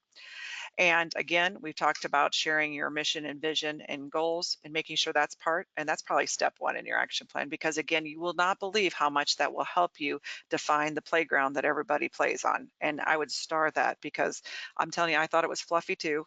I've been there, done that, but I found it saved my bacon a lot of times too now, because I don't have to have 50,000 excuses. I can just say, well, it's really not part of our mission or our vision. And then again, we've defined and documented how to plan and implement successful meetings by implementing, establishing these routines and meeting outcomes that we talked about that I've just referenced. And we're ready for webinar number 2.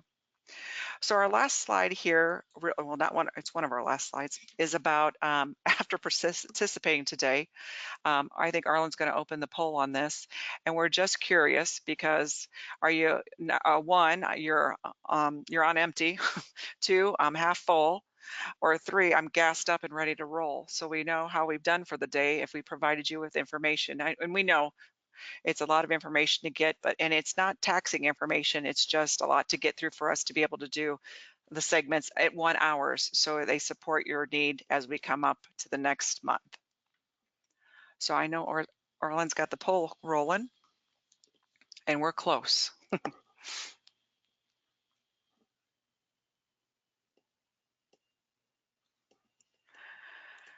So survey says, and I always never get to see the poll. I think I have to hit it to show it. I think you all see it and I don't. So I'm on empty. Great. Okay, we're not in the lowest quartile of the world, or actually third.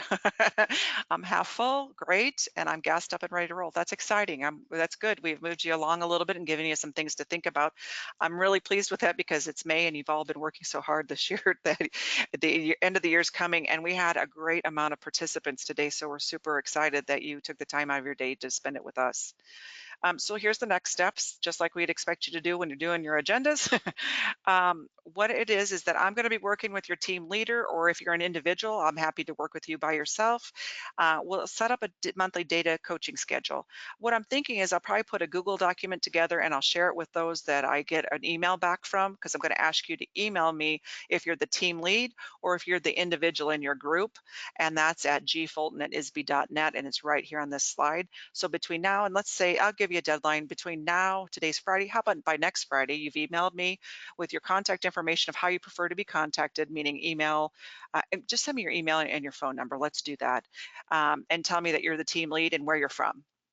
And then what I'll do is put a Google Doc out, send it back to the whole group, and I'll let you sign up for sessions via that Google Doc. You'll see openings of when I have openings.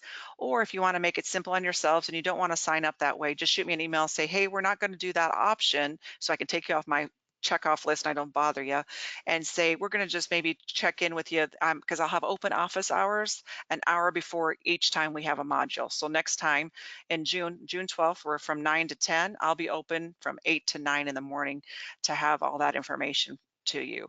The information for attending the sessions will come from an email from ISBE, actually, for your webinar invitation, and you'll just simply click on the invite like you did today as well, and it'll just give you the information. So once a month you'll receive your invite to come to the next session as a reminder, and we hope that you're able to join us as we go through. And I'll start saving, if you want to save to network in that, we'll build that as we go at the next session to say if you want me to share information with the groups, so you know you can build that professional network yourself of data teams.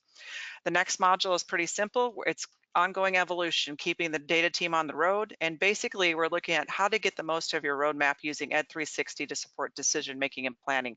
You got a little taste of it today. It'll be an hour session next time that'll focus on that. And we're happy that you'll get some expansion of what's going on. The next slide simply shows the resources that you have. That is also one of the handouts in your packet. I'm getting old and I can hardly see, my 12 font anymore. I think it needs to be 36, which is sad. But you can print that off, and anything that's used here, you guys, is a fabulous resource. You're not wasting any money ordering it. I can assure you that any of those items or any of those, the books normally is what it is. A couple articles as well you can get for free. Amazon carries most of these, so. And then any questions, once you get started on some of this stuff, especially filling out that action plan before the next time we get back together. And that's just to share with your group. You don't, you're never going to turn that action plan into me, but we might have conversations around it in our coaching sessions, or you might say, hey, let's have our first coaching session about our action plan. I'm happy to do that. And Debbie's here as well to answer any questions that she gave examples on today as well. And then the one you've all been waiting for, how do I get a hold of anybody with Ed 360? Say you're having an Ed 360 login issue, you see that to the left. If you want to, it's to log in, right? It's to log in. Oh, sorry, that's the to log in. Then they have the outreach team that they have that provides supports. And then here's the web page. I know a couple folks just wanted to make sure they had that information as well. That concludes our session with everybody. Again, we're really pleased that you were here with us on a Friday in May. Congratulations on having a successful school year, because you're still here with us and wanting to grow professionally. And we will see you in June unless you have questions. All right, thanks, Gina. No questions have come in at this time. Quick plug for our Ed Leaders Network service. That is our on-demand professional development tool. You saw Debbie going through the list of resources you can opt in from Ed 360, and ELN is one of them. And ELN is free to all public school educators. We've got over 100 different video trainings on curriculum and instruction, leadership and management, teaching and learning, and even legal and legislative. We've also got state mandated trainings. I know everybody loves those, the bloodborne pathogens each year. Really convenient way to just knock those out at the beginning of the school year online. We've also got some great videos from that we've worked with ISBE on. Assessment Literacy by Laura Belchenko. Recommend you take a look at that. We've got 8 different video modules on SAT that we've worked with on the College Board, how to help your students prepare and how to use those scores and reports to inform instruction. And then finally, we've got a teacher evaluation calibration video series. Really powerful stuff where you can watch educators in the classroom, evaluate them with your other teacher evaluators, and then get calibrated around those scores that you've given them. And then finally, there is a collaborative community. If you're already a part of ELN, you're probably seeing a couple times a week, I'll post a question, an educational question in our collaborative community, and encourage people to respond back to those so we can get a dialogue started. And again, this is a free service through a grant with ISBE, so we encourage all of you to check it out. If you don't have yourself signed up yet, either through Ed 360 or through the spreadsheet upload, email me. My email is Arlen. I'll put it in chat too. It's ARLIN @ilprinciples.org. And I'll help get you started with uploading yourself and your staff rosters to Ed Leaders Network. There were a few questions that came in for Debbie on Ed 360 that we didn't have time to get to. I will send these questions to Debbie and she can follow up via email. So once again, we thank you for your time. Gina, thank you so much for sharing all that wonderful information with us. Very honored to have you as a partner in working with ISBE and the Ed 360 team. Great, Arlen. Thanks, everybody. I appreciate it. Yes, absolutely. And participants are free to close out of the webinar. You click on the X in the GoToWebinar control panel, and that will log you out of the session. Take care. I hope everybody has a great weekend.